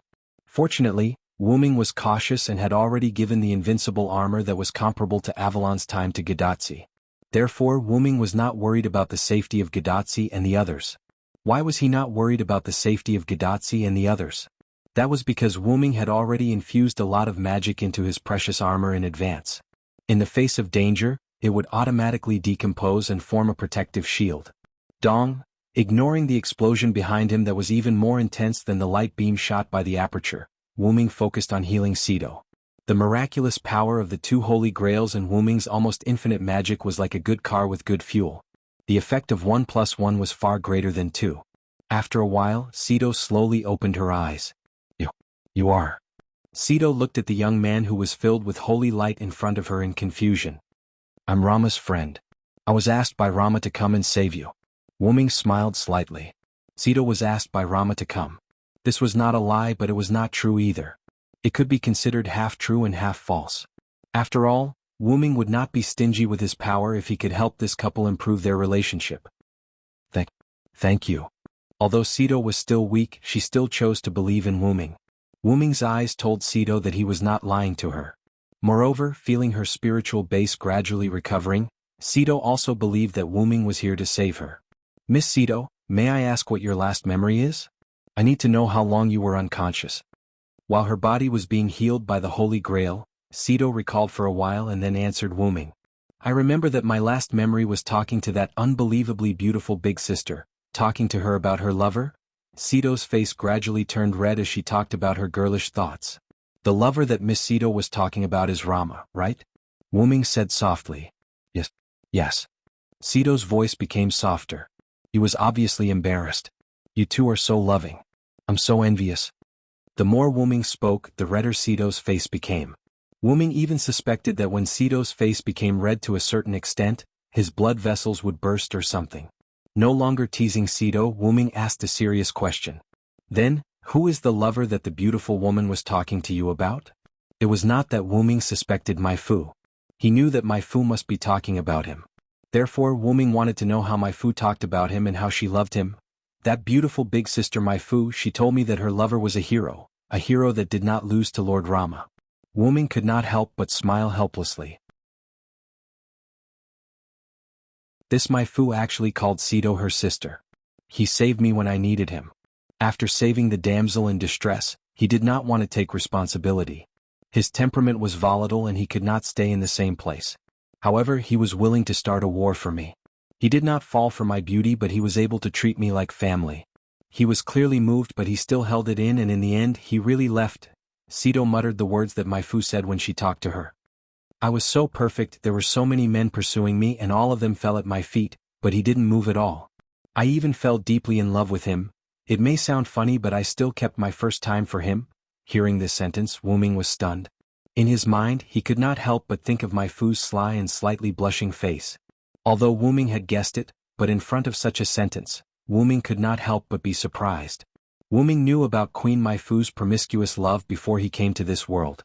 Wu Ming guessed that Mai Fu in this world should also be like that. However, because Wu Ming met Mai Fu when she just came out of her ivory tower, and until Mai Fu died after Wu Ming left, Wu Ming did not see Mai Fu having intimate contact with any man except himself. In other words, Mai Fu was indeed a pure girl. Nature would be suppressed by a stronger desire, and Wu Ming was Mai Fu's stronger desire. Not noticing Wu Ming's abnormality, Sito continued. However, I'm really happy that he was able to accompany me for such a long time. Even if he left and I was attacked by death, I still love him. I hope that he can accept me and not leave me to travel alone. From the looks of it, my years of strategy have finally paid off. Sito's cheeks blushed. It seemed that imitating Mai Fu's tone was a great test for her. After hearing this sentence, Wu Ming smiled helplessly and satisfactorily. Wu Ming suspected that Mai Fu deliberately let Sito say these words to him. However, Mai Fu did not lie, and this was what Wu Ming was satisfied with. Although Wu Ming did not stop the movement of transferring magic power, he did not speak and quietly waited for Sito to continue. However, Sito did not continue and changed the topic. But, Lord Saren, the person Sister Mai Fu was talking about is you, right? Wu Ming didn't say his name, so for Sito to know, it was most likely Maeve who told Sito Wu Ming's name. She also told Sito about her lover, Wu Ming, in this singularity and even his appearance. Wu Ming smiled helplessly and then asked Sito. Since you know that I'm Saren, you must also know that Mai Fu and I are the leaders of the forces that captured you. Don't you hate us? After all, everyone makes mistakes, and now it was you and Sister Mai Fu who saved me from being used as a sacrifice by the Greek forces. Although Sito was still used as a sacrifice by Floros, well, take this as my apology to you. Wu Ming nodded and did not persist on this point. That, Lord Saren, Sister Mai Fu also asked me to tell you something. Wu Ming looked at Sito in confusion. Then Sito spoke.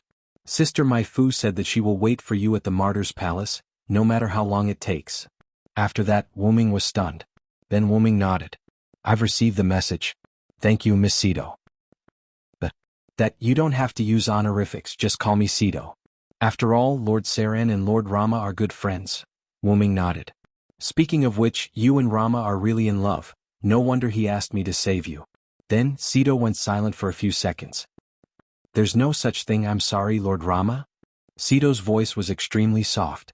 If it were not for Wu Ming's good hearing, he might not have heard Sito's words. Actually, Rama is the same as you. Huh? Sito widened her eyes. One night, Rama was worried about you and had a heart-to-heart talk with me. He told me that he was sorry.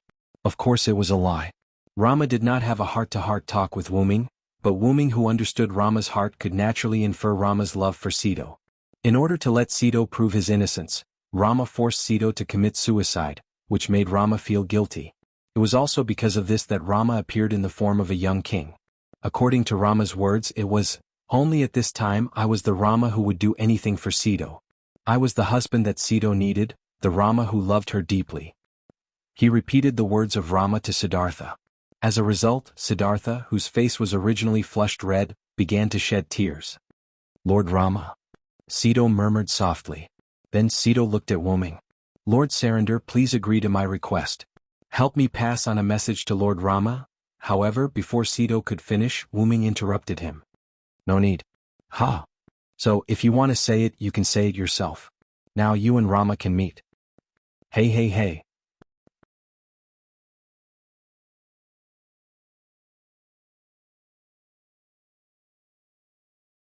Chapter 558. Wu Ming's words stunned Sito. Then Wu Ming did not explain too much to the shocked Sito. You should go and experience it for yourself. After that, Wu Ming brought Sito, whose spirit base had been repaired, to Alexandria through the teleportation door and found Rama. Then Rama and Sito were surprised. After all, as long as the two of them were too close, one of them would gradually weaken until one of them disappeared. In the end, the two of them who gradually got closer found that the two of them did not show any signs of fainting or even disappearing. Sito? My Sito. Lord Rama. Rama and Sito hugged each other. Everyone consciously did not disturb the couple who could never meet each other. Instead, they made space for Rama and Sito. Wuming and the others walked to the side. Facing the doubts of everyone about the attack that could split half the continent, Wuming explained what happened just now. Is that so? I didn't expect the queen to sacrifice herself, Matthew said sadly. For our little eggplant, sacrificing anyone was worth feeling sad. No, it should be said that Matthew would feel sad involuntarily. However, I didn't expect you to break the curse. Gadatsi's wrist made a sound. Director, is it fixed again? It's so fast this time. Gadatsi made a sound of surprise. The voice from the terminal on Gadatsi's wrist was naturally Olga Marie's voice. Then Olga Marie's virtual projection appeared. Although he did not know the truth, Wuming could more or less guess. The light beam attack just now once again cut off the connection with Chaldea. Now, it seemed that Da Vinci, who was in charge of repairing it, had become more familiar with it. Or it could be said that the communication device gradually became more advanced and only needed a simple repair. Let's not talk about this first. I also heard, my servant, just now. Then, is it possible that such a situation will happen again? Olga Marie was referring to the nature demon god pillar that automatically appeared with the help of the Holy Grail and the servant. If such a Holy Grail was taken to Chaldea, it was better to be safe than sorry. If a demon god pillar appeared, the fragile Chaldea would be destroyed directly. After all, Chaldea's instruments were just some things that were not very sturdy for servant-level people. If the demon god pillar appeared, they would be done for. You don't have to worry about that. The Celtic Holy Grail and the Greek Holy Grail have already been purified by me with a large amount of mana. There's no possibility of summoning the demon god pillar anymore. As for the Roman Holy Grail, I can do the same to eliminate the threat. As for the Japanese Holy Grail, as for the Holy Grail, as for the Holy Grail. What's wrong, assassin? Gadatsi looked at Silent in confusion. The Holy Grail of the Japanese forces has been made into my noble phantasm. Wu Ming scratched his head awkwardly and extended the sword of salvation in front of everyone. Huh? Not only Olga Marie, Gadatsi, and Matthew, but even Achilles and Sharon were stunned. Turning the Holy Grail that the servants fought for into his own weapon, it was estimated that only Wu Ming could do such a thing. Of course, I will not take it away. I will give it to you. This time, everyone was collectively stunned. The servants' noble phantoms were condensed by magic power. It could be said that after the servant left, the noble phantoms could not be preserved. But listening to Wu Ming's words, it did not seem like he wanted to keep it. This is a noble phantoms made with the Holy Grail as the raw material. Naturally, it can be preserved. Wu Ming explained very considerately. Indeed, if it is a noble phantoms made with the Holy Grail as the raw material, it is possible to leave the servant's body. As a scholar, Sharon strictly explained to everyone. He was even more certain that Wu Ming's words were correct. By the way, the attack just now did not cause any harm to you, right? Wu Ming looked at Gadatsi. We are completely fine. Gadatsi, who was wearing her armor, excitedly hugged Wu Ming's arm and shook it. Looking at Gadatsi's cheerful personality as a teacher, Sharon also smiled. Because of your noble phantoms, the enemy's attack was completely blocked. Not only us, but even the surrounding land was unharmed. I can only say that it is great that this land was not ravaged again. Roman, who was in the corner of Olga Marie's projection, said weakly. I have to say, even if I have an immortal body, I can't block it. Achilles carried his gun with both hands and looked unhappy. That's why I taught you not to be too arrogant, Achilles. Sharon once again became a teacher. Yes, I understand. Looking at everyone chatting, Matthew felt very warm, but Matthew noticed that Wu Ming was thinking about something. That, Senpai Cylinder, are you thinking about something? When Matthew said this, Gadatsi and the others also looked at Wu Ming. Wu Ming looked at everyone, then said what he was thinking. Well, for the attack just now, I don't think it was released by Floros before he died. Wu Ming's words made everyone feel a sense of crisis. Do you mean that it was released by the Magic King himself? Olga Marie said with some uncertainty. Looking at the slightly embarrassed Roman, Wu Ming said. After all, that's the Magic King's noble phantasm. It's not strange for the Magic King to use it himself. However, because the intensity of the light beam was similar to the one released by Floros, everyone thought that it was released by Floros before he died. But as the one who killed Floros, Wuming knew that the light beam was released after Floros left the stage. In short, I will go look for him later, Wuming said calmly. Then the scene fell into silence. Only Sharon and Achilles, one of them looked helpless, and the other crossed his arms in front of his chest. There was also Attila, who had been standing beside Wuming without any unnecessary actions or words since he came back. Ah! Other than Achilles and Sharon, everyone else cried out in shock. Wait a minute, Celander, are you going to look for the Magic King directly? Roman's face instantly appeared on the virtual projection screen. Go away. Olga Marie pushed Roman away. You're not really going to look for the Magic King directly, are you? Olga Marie looked worried. Directly looking for the Magic King or something as expected is still a little rushed. Gadotsi smiled with a helpless expression. Senior Celander, that's too dangerous. Matthew looked at Wuming with a serious face. Looking at everyone trying to persuade him, Wuming was helpless. Don't think that I'm too weak. After all, I'm someone with a special identity. After Wuming said that, Gadotsi, Matthew and Olga Marie remembered that Wuming had fought the Magic King in the underground of the Fourth Singularity. Who exactly was he? In an instant, this question filled the minds of Gadotsi, Matthew and Olga Marie.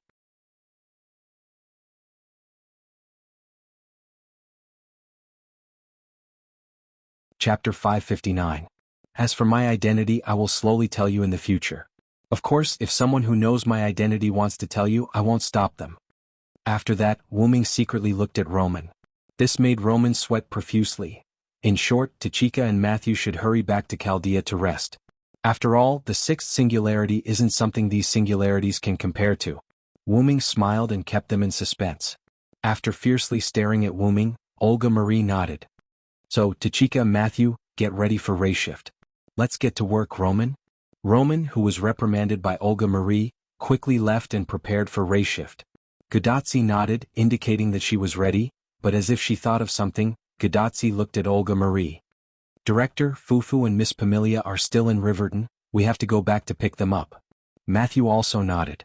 He was worried about Fufu, but every time Fufu was in danger, no one knew where to hide. In the end, it was always able to follow Gadotsi and Matthew back to Chaldea. You don't have to worry about this. As a servant, as long as the world starts to repair, Pamilia will be automatically ejected and forced to transfer ray shift. But that creature called Fufu. Wuming touched his chin and entered into a state of thinking. I'm not sure if it can be ejected. Let me go to Riverton. Wuming directly made the decision. Speaking of which, I'm quite interested in Fo, who Mashu has been talking about but I haven't seen. After saying that, Wuming opened the portal and walked in. I'll be right back. A moment later, a vampire girl who was still sleeping soundly and a creature that looked like a cat, a dog, a squirrel, and a squirrel were brought over by Wuming. Fufu. The little creature named Fufu kept struggling in Wuming's hands, as if Wuming was a demon. Wuming loosened his grip on Fufu, and Fufu immediately ran and jumped onto Matthew's shoulder, hiding in Matthew's short hair and shivering. Fufu, are you okay? Matthew stroked Fufu's body with concern.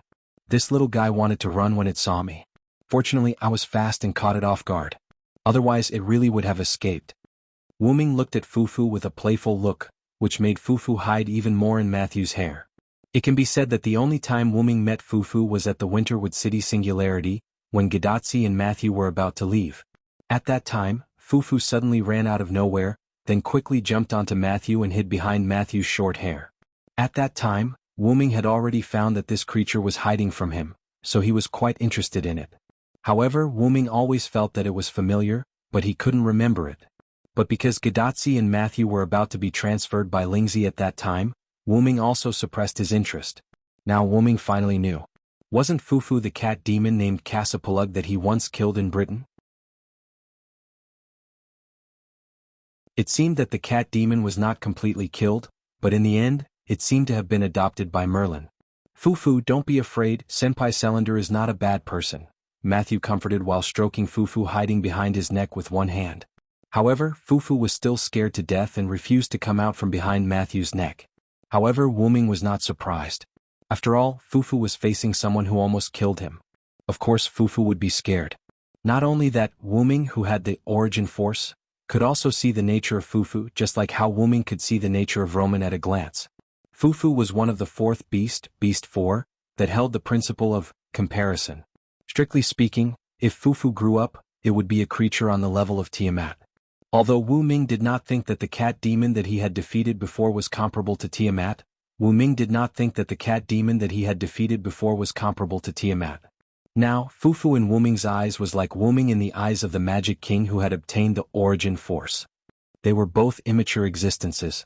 Wu Ming now understood why he could not see Fufu. It was because Fufu had been trying to avoid him. Not only because Wu Ming was once an enemy but also because Fufu, or one of the fourth beast, loved and protected humans. Wu Ming, who loved and protected humans, was a natural enemy. Fufu, who had grown up a little, could not defeat Wu Ming. Now Fufu, who had not grown at all, was not Wu Ming's opponent. It did not mean that an ordinary servant could kill it. After all, no matter how useless a dragon was, it was still a dragon. Ordinary people could not tease a dragon like the saying, "A dragon in the shallows will be teased by a shrimp." However, the reason why Fufu became like this was all thanks to Matthew. The fourth beast would absorb the evil characteristics around it and evolve into a beast. As long as the fourth beast stayed in human society, it would absorb the negative substances of human society and evolve into a terrifying beast. Fufu, who was only with Matthew all year round, was completely unable to absorb the evil information of the outside world. The result was obvious. Matthew did not have the evil of human beings that Fufu needed, but the good of human beings. Therefore, Fufu was still in the most ordinary form. However, this was also good. If it went on like this, the fourth beast would be defeated sooner or later and it would be effortless. Sure enough, Matthew is a good boy. Wu Ming smiled gently. Huh. But this made Matthew a little overwhelmed. Wu Ming did not explain and just shook his head. Well, let's leave quickly. I still have to find that guy. Gadotsi and Matthew looked at the surviving servants. I am waiting for your summon, Tachika. I will teach you a good lesson as your teacher. Sharon said with a smile. No problem, teacher. Gadotsi saluted playfully. Yes, summon me too. Although I am not as good as this guy, I am still very strong. Achilles looked at Wu Ming, his eyes burning with fighting spirit. This made Wu Ming smile a little helplessly. If possible, can you let me and Sito go with you? At this time Rama and Sito came over.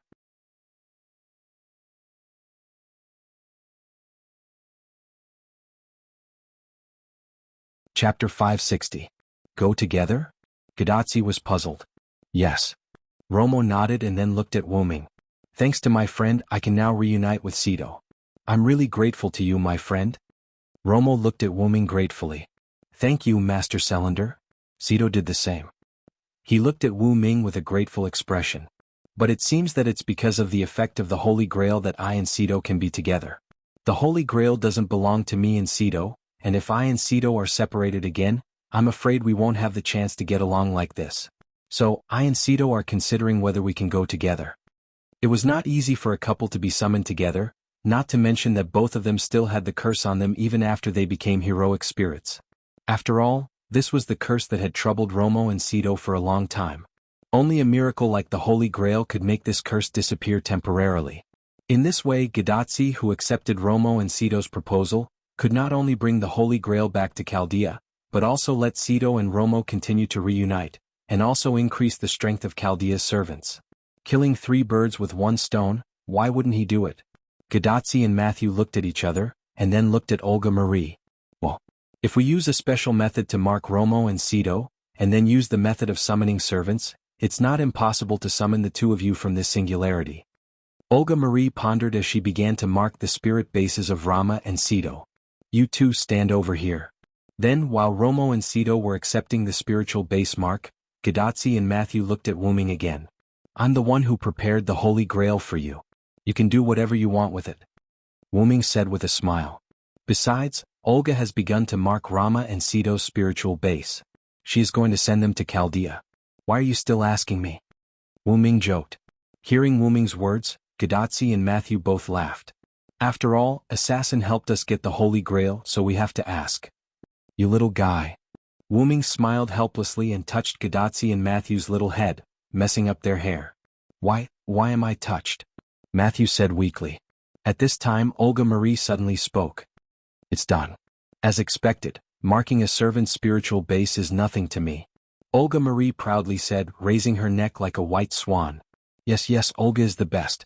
Wu Ming smiled as if he was praising a child. Although it was not easy to mark a servant with the Holy Grail in their body, it was not difficult. It could be said that if it was Roman, he could also do something like marking a servant who took the initiative to accept the mark. All in all, as long as Tachika comes back, immediately summon Romo and Sito, then they can be brought to Chaldea. Then Gadazzi looked at Romo and Sito. Then welcome in advance Mr. Romo, Miss Sito. Romo and Sito also looked at each other and smiled. Thank you, Master. Thank you, Master. At this time, Wu Ming quietly came to the side of Olga Marie's projection and asked, Is there any problem? Let the servants go to Chaldea. Of course there is no problem. Chaldea has a lot of servants who accepted Tachika's summon. Olga Marie said that there was no problem at all. This made Wu Ming stunned. When he went to Chaldea, he didn't see any other servants. As if she saw Wu Ming's thoughts, Olga Marie smiled helplessly. I heard from Romani that you only stayed in the control room for a short while. Did you go out and see? Chaldea prepared a lot of servants' rooms, and there were a lot of servants living there. Wu Ming smiled awkwardly. Indeed, although he went to Chaldea, he only stayed for a short time and he only stayed in the control room for a short while. At this time Roman's voice came. Reiki transfer is ready, Tachika, Matthew, get ready. Everyone immediately made way for several people who were preparing for Reiki transfer. And this. Wu Ming picked up the Holy Grail that was still on the unconscious Roman blonde girl next to him. Anyway, it would disappear later, so it didn't matter. With a gentle toss, Wu Ming threw the Roman Holy Grail into Gadazzi's hand. Then a lot of magic appeared around Gadazzi, Matthew, and Pamilia, who was still sleeping. That was the precursor of Reiki transfer. Then, Wu Ming threw the Sword of Salvation in his hand, and the Sword of Salvation was directly attached to the ordinary knight sword on Matthew's waist. The armor may disappear after returning to Chaldea, but this Holy Grail made of Holy Grail will not disappear. You can use it or use it as a relic to summon me. In short, you can use it as much as you want. Gadazzi touched the armor on her body, Matthew touched the sword on his waist and nodded at Wu Ming. Then Gadazzi and others turned into light and disappeared. As soon as Gadazzi and others left, Achilles and Karen's body began to glow. I'm running out of magic. Sharon touched the back of his head in embarrassment. I'll take my leave first. With that, Sharon turned into magic and disappeared. Looks like I'll have to disappear early just like my teacher. Then whether it's Sodric or Celander, let's have a good fight next time. No problem, let's have a good fight next time, Achilles. Wu Ming smiled at Achilles. Then Achilles disappeared as well. Then the unconscious Roman blonde girl who had lost the protection of the Holy Grail also turned into light and disappeared after Achilles disappeared. At the same time, rays of magic light rose from other parts of the continent, which was a sign that the followers had left. Perhaps only Attila and Wu Ming were left in this singularity. At this moment, the entire singularity began to shake violently. This was the sign that the singularity that had lost the Holy Grail was beginning to be repaired by the power of historical correction. Why, don't you want to say goodbye, my friend? Wu Ming smiled at Attila. There's no need. Attila said coldly. But the silence at the beginning meant that Attila's heart was not cold. That's true. It won't be long before I release you. This is the promise I made to you as your first friend. Attila looked at Wu Ming and did not speak. Wu Ming did not speak to Attila again. The two quietly watched the singularity begin to be repaired and waited for their departure. Then Attila's body began to glow. Then I'll wait. Wu Ming looked around but there was no one around. Wu Ming stretched. Then it's time to find the fake magic king.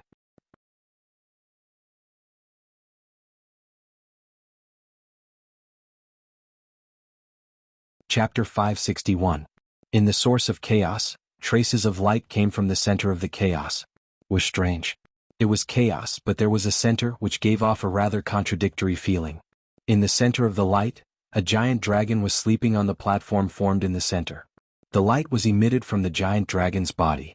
Beside the giant dragon, there was a smaller dragon with 4 pairs of horns on its head. Interestingly, apart from the size and number of horns, the smaller dragon was exactly the same as the giant dragon. The little dragon was casually walking around the giant dragon, but it never left the giant dragon's surroundings. It just kept walking like this. Upon closer inspection, one would discover that the eyes of the smaller dragon did not have any consciousness. Although it was walking freely, it gave off the feeling of a puppet. After an unknown period of time, the smaller dragon was still walking around, but the giant dragon woke up from its deep sleep. Wuming slowly opened his eyes, and an unknown aura spread in all directions as Wuming opened his eyes. It was the coercion that belonged to the origin dragon. If there were fantasy breeds around at this moment, they would be immediately suppressed by Wuming's coercion. After sensing the natural release of power, Wuming shook his head slightly. I lost my dragon's coercion, but I gained a higher level of coercion. Wuming slowly propped up his body and opened his huge dragon mouth. Roar, a roar that was different from a dragon's but louder than a dragon's echoed throughout the entire source. Then, as though a bright lamp had been placed in the chaos, the entire source was instantly covered by the light emitted from Wuming's body. Master, are you awake? At that moment, a voice came from the top of the smaller dragon's head. At that moment, the smaller dragon's body was no longer moving. Instead, it stopped steadily beside Wuming like a standby machine. Kalas, it's been hard on you. Wuming supported his upper body and stretched. His huge dragon head looked at the small dragon that looked exactly the same as him. To be precise, he was looking at the top of the smaller dragon's head.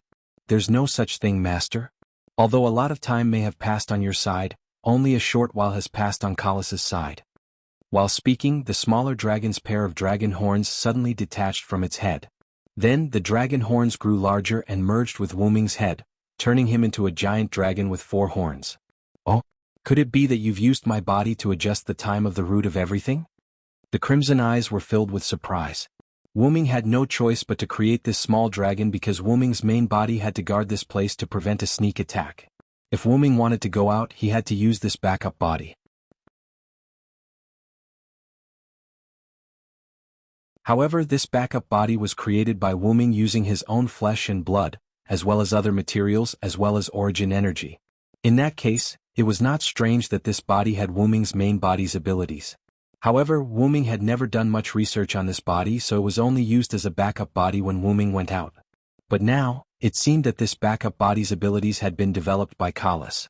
She could actually adjust the time difference between the outside world and the source. Master, please punish me, Kalas said in a low voice. Wuming naturally knew what Kalas was referring to.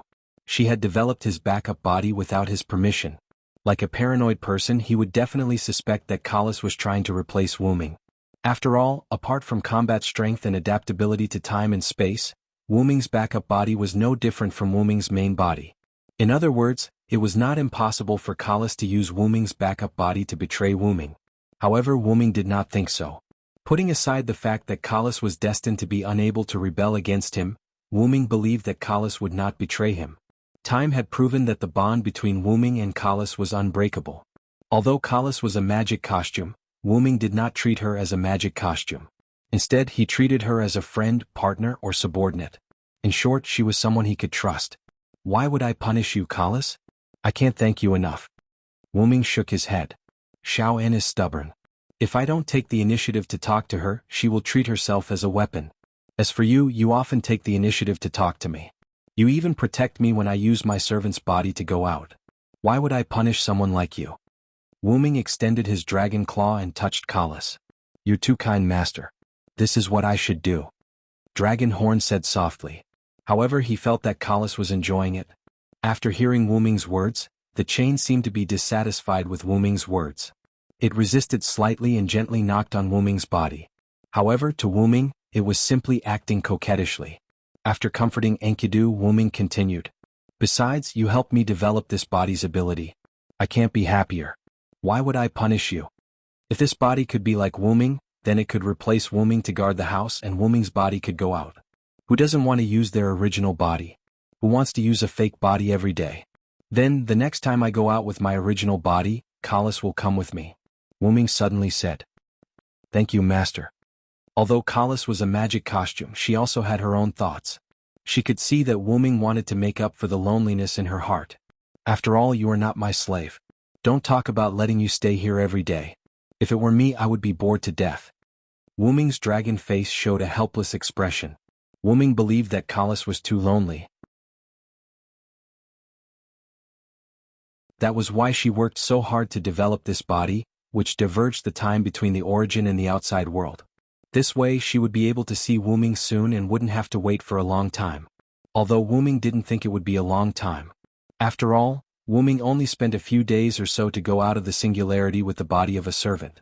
However, for Kalis, even if she didn't see Wuming for a day, she would still be lonely. She was a sentient tool that was determined to have a master when she was just born. After she gained the master's favor and decided to serve the master forever, she realized that the master would leave her side every few days. Even if she had a lot of knowledge and experience, after losing the master that she could rely on, Kalis, who was actually less than a year old, couldn't accept it. Even if it was just for a short period of time. With that thought in mind, Kalis successfully controlled Wuming's spare body and developed the ability to control the internal of the origin. Simply put, it turned from an ordinary robot in the lab into a central controller. Then, let me test the performance of this body. Saying so, Wuming put his claws on the spare body that was smaller than his original body. In an instant, the spare body's eyes emitted a bright light, making people feel as if they had been turned on.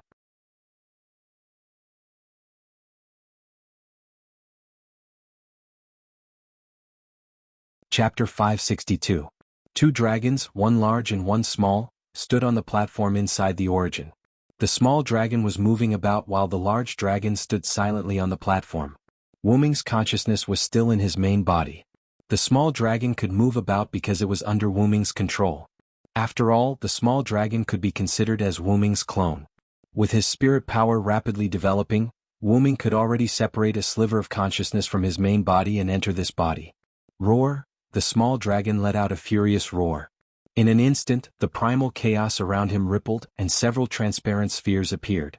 On each ball there were constantly changing images. These spheres represented every world that Wuming had been to. The small dragon pointed with its finger.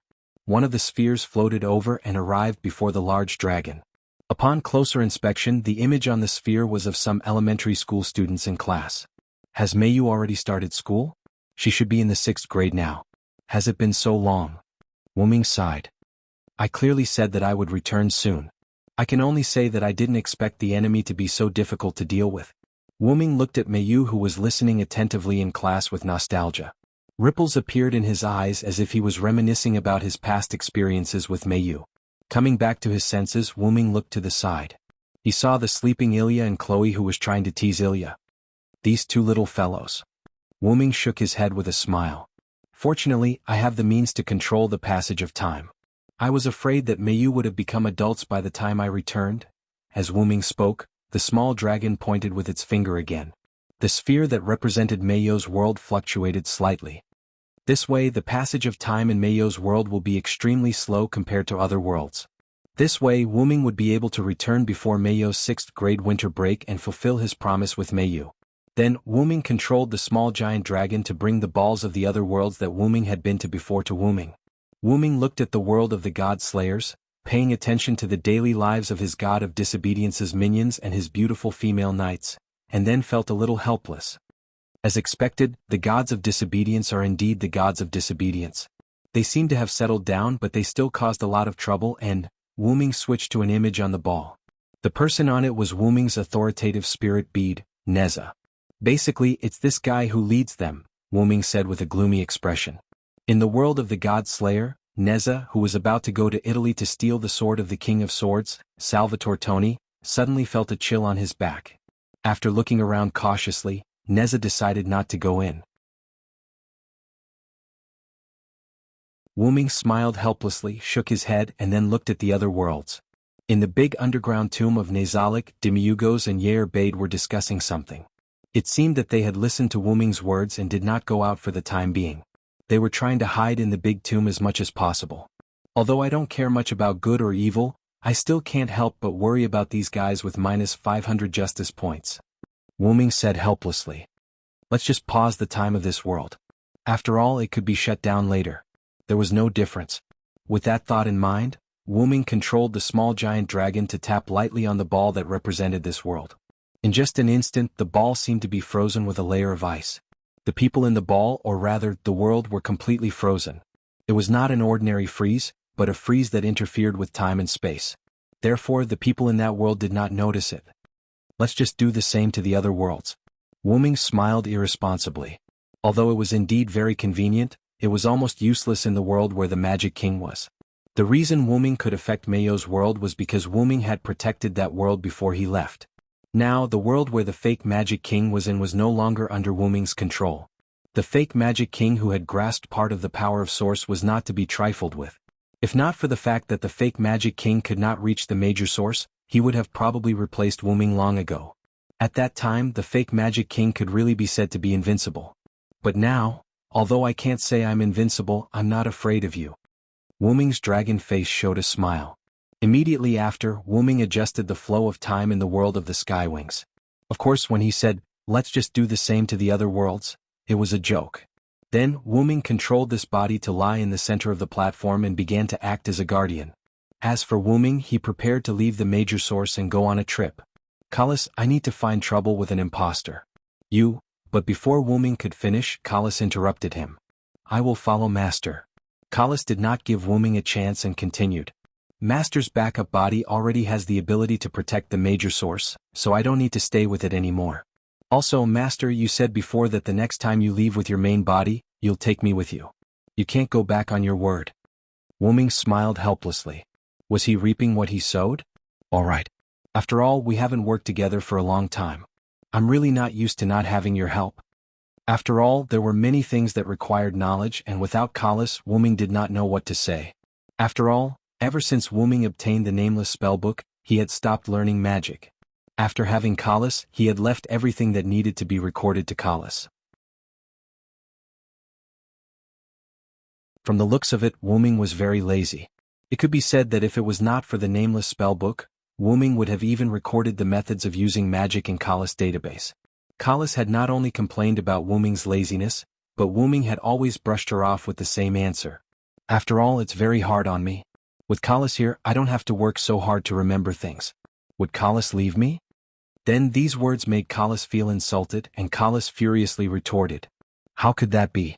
I'll always follow Master until eternity." And then there was no and then. "Then let's go together, my Kalas." "Yes, my master, my lord." Then there was only a small dragon left in the major source. However, judging from the dangerous glint in its eyes from time to time, this place was not without threats even after Wu-Ming left. At the very least, it could be seen from the fact that the black mud outside the root did not have the guts to enter after Wu-Ming left.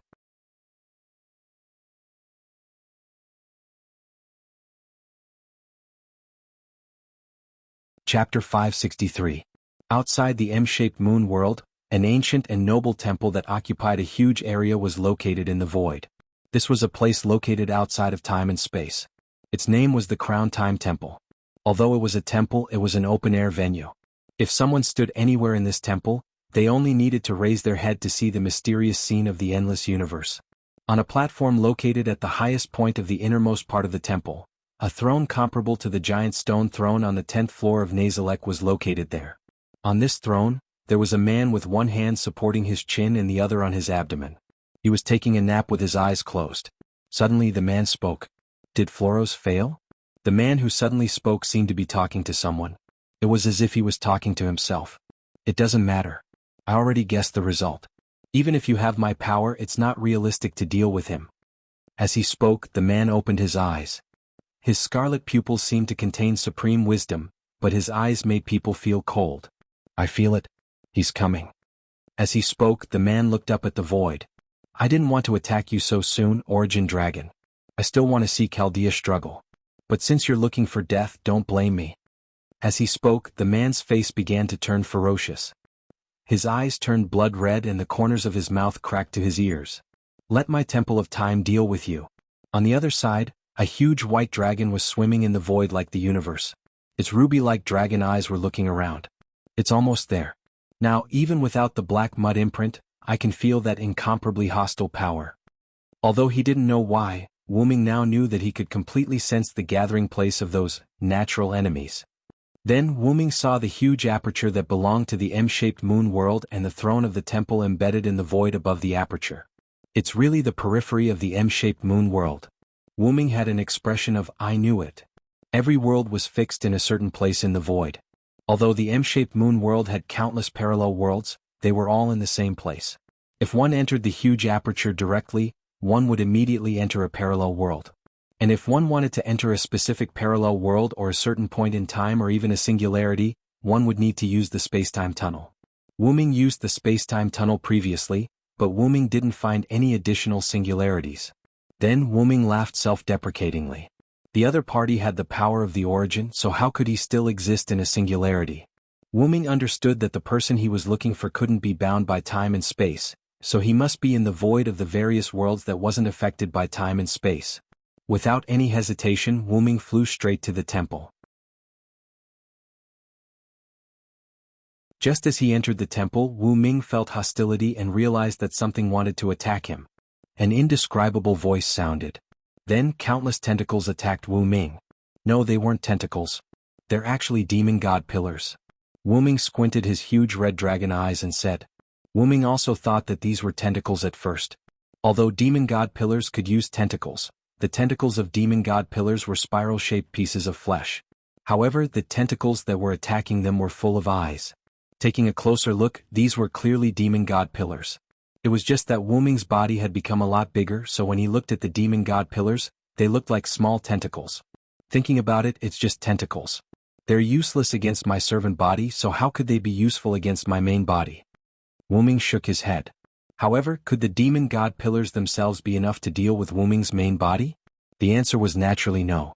Roar. It was clearly the void, but Wu-Ming's roar reverberated in the void. After hearing Wu-Ming's roar, the demon god pillars suddenly stopped, but they didn't stop. If one looked carefully, the demon god pillars' movements would become awkward. These low-level creatures were frightened by the pressure of Wu-Ming, a high-level creature. Sure enough, you're worthy of being that guy's subordinates. But I didn't expect to subdue you with just a roar. After saying that, Wu-Ming didn't stop and continued to fly forward. Immediately, Wu-Ming's body emitted light, like a lamp in the darkness. The light instantly covered the demon god pillars. Then, faint golden lightning appeared in the light. In terms of attack, this move didn't seem to cause any damage. Instead, the demon god pillars felt a warm feeling. However, Wu-Ming's attack was naturally not that simple. The intense light made it impossible to see the demon god pillars covered by the light. Then the light suddenly erupted with golden lightning. After a few breaths, Wu-Ming withdrew the light, and the demon god pillars that were originally covered by the light were nowhere to be seen. The power of the Blade of Salvation isn't something that a mere demon god pillar can block, Wu-Ming said indifferently, not taking the demon god pillar's destruction to heart. Then Wu-Ming continued to fly to the platform of the temple where the throne was located. As for the other demon god pillars, it was unknown whether they were afraid or under someone's orders. In short, they didn't touch Wu-Ming anymore. Or rather, they didn't seek their own deaths. Wu-Ming flew to the platform that was so wide that it was unseemly, and slowly descended. Dragon of Origin, have you come? Are you ready to accept your death? The man from before was still sitting on his throne with one hand supporting his chin, emitting the aura of a king. His originally ferocious face had now returned to a harmless look. After all, I don't think it's appropriate to leave you behind the scenes. As expected, it's better to get rid of you now. Wu-Ming said casually, as if getting rid of the man on the throne was like squashing an ant. You don't have to talk nonsense with me. Dragon of Origin, if you've grown up, I might be afraid. But the current you isn't enough for me to take you seriously. The man's words were filled with arrogance. Although Wu-Ming was very displeased, it made Wu-Ming smile inside. No matter when, arrogance was a great taboo. Facing the arrogant man, Wu-Ming thought he had already won half the battle. Speaking of which, I thought you were at a singularity. I didn't expect you to be in the void outside the world. Wu-Ming didn't continue the topic from before and instead talked about this place. Originally, Wu-Ming thought that the other party's base was also a singularity. After all, it was burned on Earth, and the temple that had no foothold could only create a singularity to be independent. As mentioned before, Wu-Ming thought so and entered the spacetime tunnel. In the end, he didn't find a singularity. Therefore, Wu-Ming directly came to the void. Relying on the Dragon of Origin's natural characteristic of flying freely in the void, Wu-Ming came to the vicinity of the M-shaped moon. In the end, Wu-Ming really did find it. It could be said that the current Temple of Time was no longer a singularity, but an existence that was truly attached to the void. If it was allowed to develop, it might even become an independent world. That was indeed the case. But one day the black mud accidentally came to my temple. The man didn't mind Wu-Ming changing the topic. Instead, he enthusiastically answered Wu-Ming's question. Although Wu-Ming already knew. The man suddenly stretched out his hand, and a mass of black substance appeared in his hand. After Wu Ming saw the black mud, he immediately felt uncomfortable. The feeling of a natural enemy surged in his heart. To be honest, if it was me in the past, I might have been affected by these things. However, from what I see now, these black mud are completely increasing my strength. As he spoke, the man stood up. My temple of time can be separated from the singularity and become independent of the world. It's all thanks to the power of origin, dragon of origin. The man laughed loudly and his face was full of devastation. That being said, you haven't fully grasped the power of origin, have you? King Solomon's faker, or rather, it would be better to call you Gidia. Wu Ming's words made the man frown and he was stunned.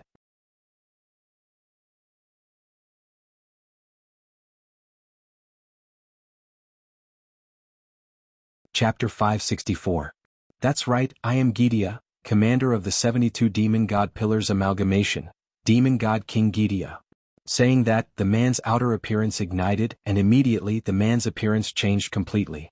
He was humanoid but much taller than an ordinary person as well as strangely thick forelimbs. A hole appeared in the center of Gidia's chest, and a purple eye-like orb was embedded in the hole, making people shiver. Blood-like vein patterns didn't seem to have been adjusted, but actually covered Gidia's body in an orderly fashion, connecting to the orb in front of Gidia's chest. He couldn't be called human, but had a bald head that looked like a human. On his head grew 2 antlers but more like tree branches. This was the demon god King Gaia. It was different from Solomon's monster, demon god King Gaia. As expected, you are King Solomon's creation. Wu Ming's draconic eyes narrowed. There's nothing strange about that. Although I'm Solomon's creation after King Solomon's death, there's nothing strange about me occupying Solomon's body. It could be said that the 72 demon god pillars came from Solomon's magic grimoire Raymond Gayton, also known as Gidia. And after King Solomon's death, the name of the collective that was formed in King Solomon's body was very easy to guess. It was Gaia. The awakened Gidia could be said to be Solomon. After all, Solomon and Gidia were both characters who commanded the 72 demon god pillars, so it wasn't strange for Gidia to occupy the dead Solomon's body. But you really surprised me, Origin Dragon? The man, no, demon god King Gidia raised his head, looking at Wu Ming's draconic head. Even the taller Gidia wasn't as large as Wu Ming's original body. Wu Ming was still looking down on Gidia. Then, are you surprised that I know you haven't completely grasped your origin power, or are you surprised that I know your identity? Wu Ming said with incomparable calmness. He was not frightened by Gaia's appearance that was neither human nor ghost at all. After all, he had seen too many dirty things and had gotten used to it. I have both, Gaia smiled and continued. Indeed. Although I've obtained the power of the black origin soil and used it to move my temple from the singularity to the void, that's all there is to it. In fact, I'm worse than you described. I don't actually control the power of the black origin soil at all, and I'm only relying on the byproduct of controlling the black origin soil. As if he had embarrassed himself, Gidia put the black origin soil back into his body. To be able to guess that I haven't fully grasped the power of origin, it's probably because I've never invaded another world. In response to Gidia's words, Wu Ming nodded. That's right. After all, I'm in the real origin which is connected to other worlds. I can still do a simple check on your situation, Wu Ming said calmly. As mentioned before, the origin was like a control panel, and Wu Ming was the key to the control panel. Wu Ming, who had gradually grown by absorbing the power of the origin from the origin, gradually unlocked the power of the control panel. For example, he could use the time of the worlds that Wu Ming had visited as well as a simple check on Gidia's situation. However, that was all there was to it. The current Wu Ming didn't have the power to destroy a world with a flick of his finger. Otherwise, Gidia wouldn't have looked down on Wu Ming so much. After all, if Wu Ming had that kind of power, Wu Ming would have eliminated Gidia, who stole the power of origin. If Wu Ming wanted to possess that kind of power, he would have to grow into an adult to obtain that kind of power. Gidia knew a bit about the origin dragon through the origin black mud, so Gidia wasn't worried about Wu Ming doing anything to him.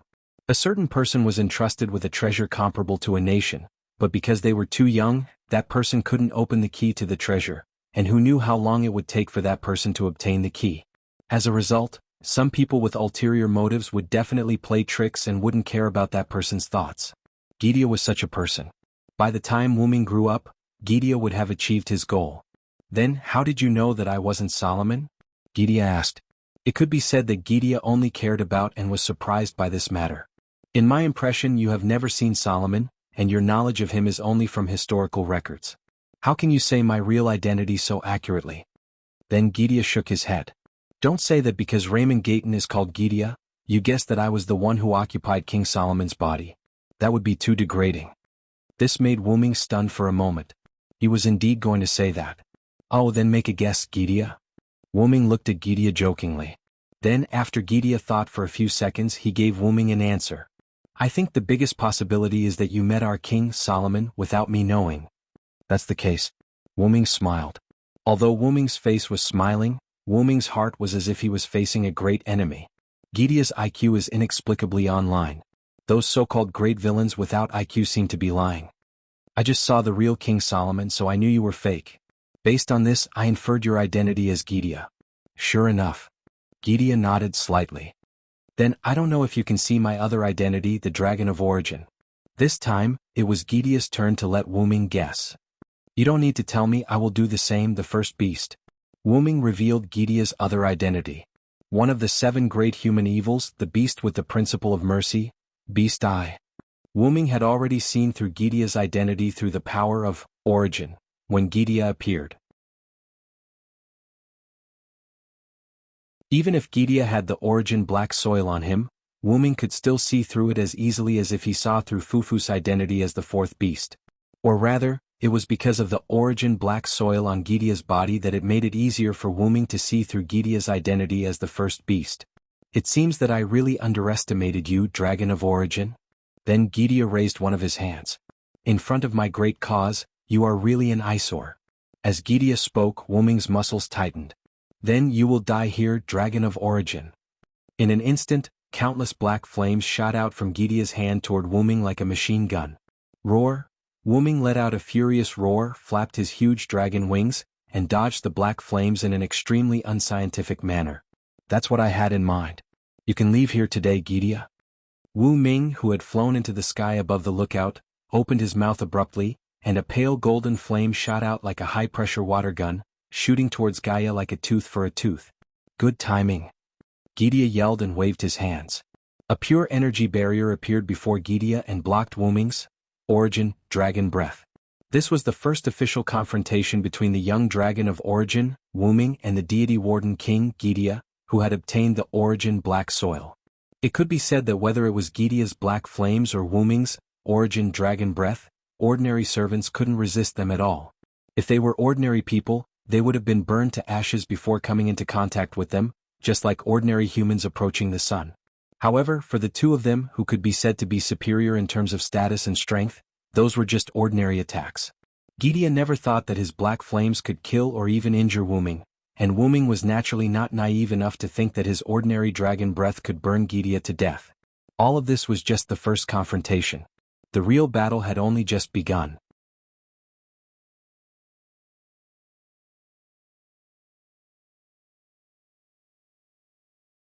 Chapter 565. Boom. Like a nuclear explosion, a loud sound reverberated through the entire temple. Thick smoke rose from the depths of the temple. The 72 demon god pillars appeared in various parts of the large temple, all of them staring at the depths of the temple. Swish. A white, holy figure suddenly flew out from the depths of the temple. Even with the countless eyes of the demon god pillars, they were unable to see this figure clearly. They could only hear the sound of something breaking through the air. Then, following closely behind the white figure, a black figure suddenly rushed out. This time, the demon god pillars saw clearly that it was their king, the leader of the 72 demon god pillars, the demon god king Gideon. Then, there was no need to guess who the white figure was. It was definitely the dragon of origin that dared to boldly fly into the depths of the temple to look for trouble with their king. In the eyes of the demon god pillars, the dragon of origin was being beaten back by their king, and was even being exterminated by their king. As a result, the demon god pillars began to dance wildly. Their huge tentacles constantly swayed as they rejoiced at the strength of their king. However, Gideon didn't pay attention to the situation of the demon god pillars. Instead, he focused on dealing with Wu-Ming. Even though Gideon was chasing after Wu-Ming, it was actually just Wu-Ming deliberately shifting the battlefield. It wasn't that Gideon couldn't catch up to Wu-Ming, but that he also wanted to shift the battlefield. If the demon god pillars entered the depths of the temple where Gidia was, they would discover that the depths of the temple had already been destroyed beyond recognition. As a formation similar to a battlefield, the Temple of Time could assist Gidia in dealing with the enemy. Moreover, because it was King Solomon's second precious artifact, it could be said to be relatively sturdy. There was basically no need to worry about it being destroyed. It could completely act as a battlefield. However, if the enemy was Wuming, it wouldn't work at all. As mentioned earlier, Gidia, who had obtained the black soil of origin, wasn't afraid of Wuming at all. However, before obtaining the black soil of origin, Gidia was still rather fearful of Wuming. The reason why the Dragon of Origin was called the Dragon of Origin was because it was born from the origin. Its body was extremely resistant to magic, and its defense against physical attacks wasn't weak either. This allowed the Origin Dragon to deal with its enemies with brute force. The Temple of Time was dragged out by Gidia through the black origin mud from the void where the singularity was formed. It was not strengthened because Gidia simply used the black origin mud to enhance his own strength. The Time Shrine itself was an A-grade relic. It was a relic of its own. It could be said that even Gilgamesh's parochial sword could destroy this noble artifact, so could it support Wu Ming in Gaia's battle here? Naturally, the answer was no. Moreover, Gidia wouldn't be so arrogant as to divert his attention to protect his noble artifact in the face of an origin dragon. As a result, the Temple of Time couldn't withstand the attacks of Wu Ming and Gidia, who had obtained the origin black soil. This was Gidia's seat. If possible, Gidia did not want to fight there. Wu Ming was also disgusted by the temple's support for Gidia. Therefore, Wu Ming and Gidia willingly left the Temple of Time and went outside. However, the reason Gidia followed behind Wu Ming wasn't because he was acting, but because he really couldn't catch up with Wu Ming.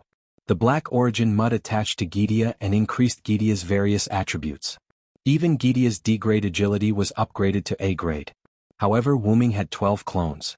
As soon as the Phoenix form was activated, the ability to be related to time directly prevented Gidia from catching up with Wu Ming. If one were to look at the data, Wu Ming, who had been in the Origin Dragon for a long time and absorbed a large amount of Origin Dragon as power, all of his attributes were EX, which meant that he was unpredictable. However, Wu Ming didn't think that he could shake off Gidia by relying on his speed alone, so Wu Ming chose to use the Phoenix form. Wu Ming was very strong, but in the face of the black soil, which was his natural enemy, Wu Ming still felt that he was weak. Especially when the enemy was a monster like Gidia, who had obtained the origin black soil. Even if Wu Ming dared to fight Gidia head-on, he was still very cautious. He left the Temple of Time because Wu Ming was cautious, which was why he did so. However, since he had left the enemy's position, he could start again. After leaving the Temple of Time and flying into the void, Wu Ming suddenly turned around and whipped his huge and powerful tail at Gidia. Gidia naturally wasn't afraid. His thick fist mixed with black flames, he punched Wu Ming's tail. Boom! Wu Ming's tail was sent flying high into the air. At the same time, Wu Ming's head launched a platinum dragon breath at Gidia. Gidia, who had been burned, hurriedly retreated and left Wu Ming's attack range. After that, Wu Ming and Gidia stared at each other from a distance, neither moving. The situation became a standoff between the two of them. Wu Ming swayed his tail gently. On his white tail there were black marks where Gidia had hit it. Those were the marks left behind by Gidia's black soil flame.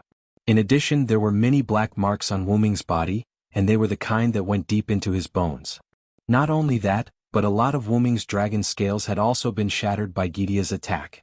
Although Wu Ming's body was in a sorry state, Gidia wasn't bad either. Gidia's arms had burn marks, and there was a huge wound on his back that extended from his left shoulder to his right abdomen. Gidia's thick arms and thighs were also stained with black burn marks. In addition, one of Gidia's horns was also broken. Whether it was Wu Ming's injuries or Gidia's injuries, they were all caused by the two of them fighting like wild beasts. Gidia knew that the black soil origin restrained Wu Ming, so he would mix in the black soil origin in every attack. The burn marks on Wu Ming's body were all caused by Gidia using the black soil origin as the raw material to release the black flames. When facing the black soil origin, Wu Ming seemed to have no defense. Neither his dragon scales nor his magic power could defend against the black soil origin's attacks, and they were directly penetrated. Often, Gidia's flames would directly burn through Wu Ming's scales and muscles.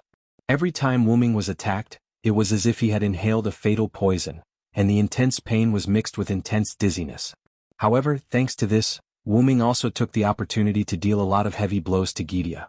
The huge wound on Gidia's back had been caused by Wu Ming's blade of salvation, and the broken horns on Gidia's body had also been cut off by Wu Ming's blade of salvation.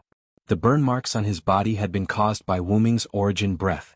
Indeed, the origin breath didn't have much effect on Gidia, but many little drops made an ocean. Wu Ming had successfully caused a lot of damage to Gidia by repeatedly spitting out flames and condensing them into lines of fire. However, it was thanks to the black soil origin that he was able to cause double the damage to Gidia. After all, Wu Ming and the black soil origin were mutually reinforcing and counteracting. From the injuries of the two, it could be seen how much Gidia regretted his decision. This was also the reason why Gidia chose to leave the position that was advantageous to him. Gidia guessed that if they continued fighting like this, the Temple of Time would probably be directly torn apart. I didn't expect that. I still underestimated you, Dragon of Origin. You actually have so many tricks up your sleeve, Gidia said to Wu Ming calmly. Wu Ming's own abilities weren't enough to be fatal to Gidia. What was fatal to Gidia were Wu Ming's divine blade of salvation and his 12 incarnations. Whether it was Wu Ming's own abilities or the origin breath, Gidia wasn't afraid of them at all. Indeed, they wouldn't have any effect on Gidia. However, if it was the divine blade of salvation that was originally very strong and had been evolved by the origin after being obtained by Wu Ming, as well as the 12 incarnations that came from the fusion of the two gods' 12 attributes, Gidia would have to be more vigilant. Why do you think I dared to cause trouble for you? Even if you've obtained the black soil origin, you're too arrogant, Gidia. With that, Wu Ming directly roared and a fireball appeared from Wu Ming's mouth. It was Wu Ming's sun incarnation. Immediately afterward, the fireball became so huge that it was large enough to cover Gidia. Then Wu Ming suddenly pushed the fireball at Gidia at an extremely fast speed. Don't think that you can defeat me just because you have some tricks, Dragon of Origin. After saying that, Gidia spread open his arms, and in an instant, a large light wheel appeared behind him. The large light wheel gathered power in an instant, and then a purple-black beam of light blasted at Wu Ming. Boom! The battle was still ongoing.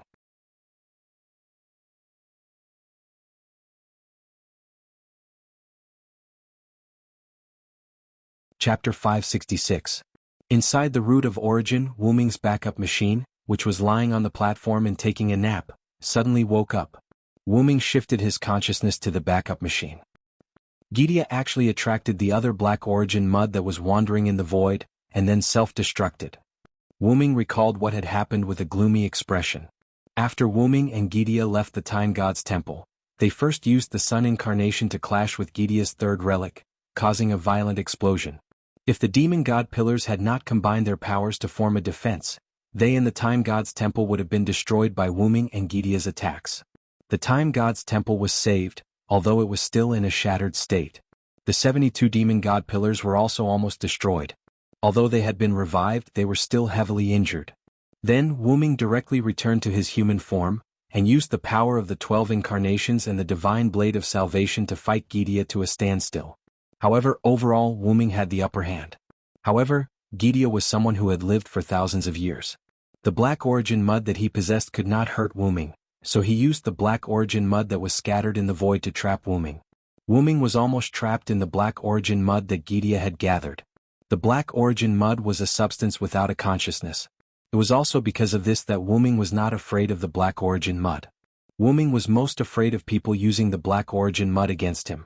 The black origin mud was like a gun. Wu Ming was an ordinary person, and an ordinary person would not be afraid of an inanimate object. However, if someone picked up a gun and fired at Wu Ming, Wu Ming's life would be in danger. The 12 incarnations and the divine blade of salvation were Wu Ming's guns. With a gun, Wu Ming could fight back against the person who used a gun against him. That's right, because Wu Ming and the black origin mud countered each other, they were basically two berserkers. However, there was a limit to how well they countered each other. Gidia had gathered almost all the black origin mud in the void. Wu Ming in his human form was like a lone boat in the sea. It could be said that if it were not for the 12 incarnations and the divine blade of salvation, Wu Ming would have died in the black origin mud tide. If Silent Wonder was subdued by the black origin soil, Gaia would not mind killing him. From Wu Ming's current situation, it could be seen that Wu Ming's outcome was still not good. When Gaia saw that Wu Ming was about to escape from the origin black soil's encirclement, he made a bold decision. He directly let the black origin mud self-destruct. For example, in a sealed secret room, an ordinary person was holding a pesticide and killing insects. However, because he really couldn't touch the insects, he directly tore apart the pesticide sprayer violently and sprayed the pesticide everywhere in the secret room. In this way the insects were finished. But it should be known that pesticides were also harmful to the human body. Kill 1,000 enemies but lose 800 of your own. Wu Ming's body disappeared in the explosion of the Black Origin mud, and Gidia was also injured by the self-destruction of the Black Origin mud. Wu Ming could guess what Gidia was thinking. The current Wu Ming was quite difficult to deal with. After letting him go, there was no guarantee that Wu Ming would not become stronger again. It could only be said that Gidia was worthy of his reputation. He didn't even think about it, or it could be said that he directly detonated the Black Origin mud after careful consideration.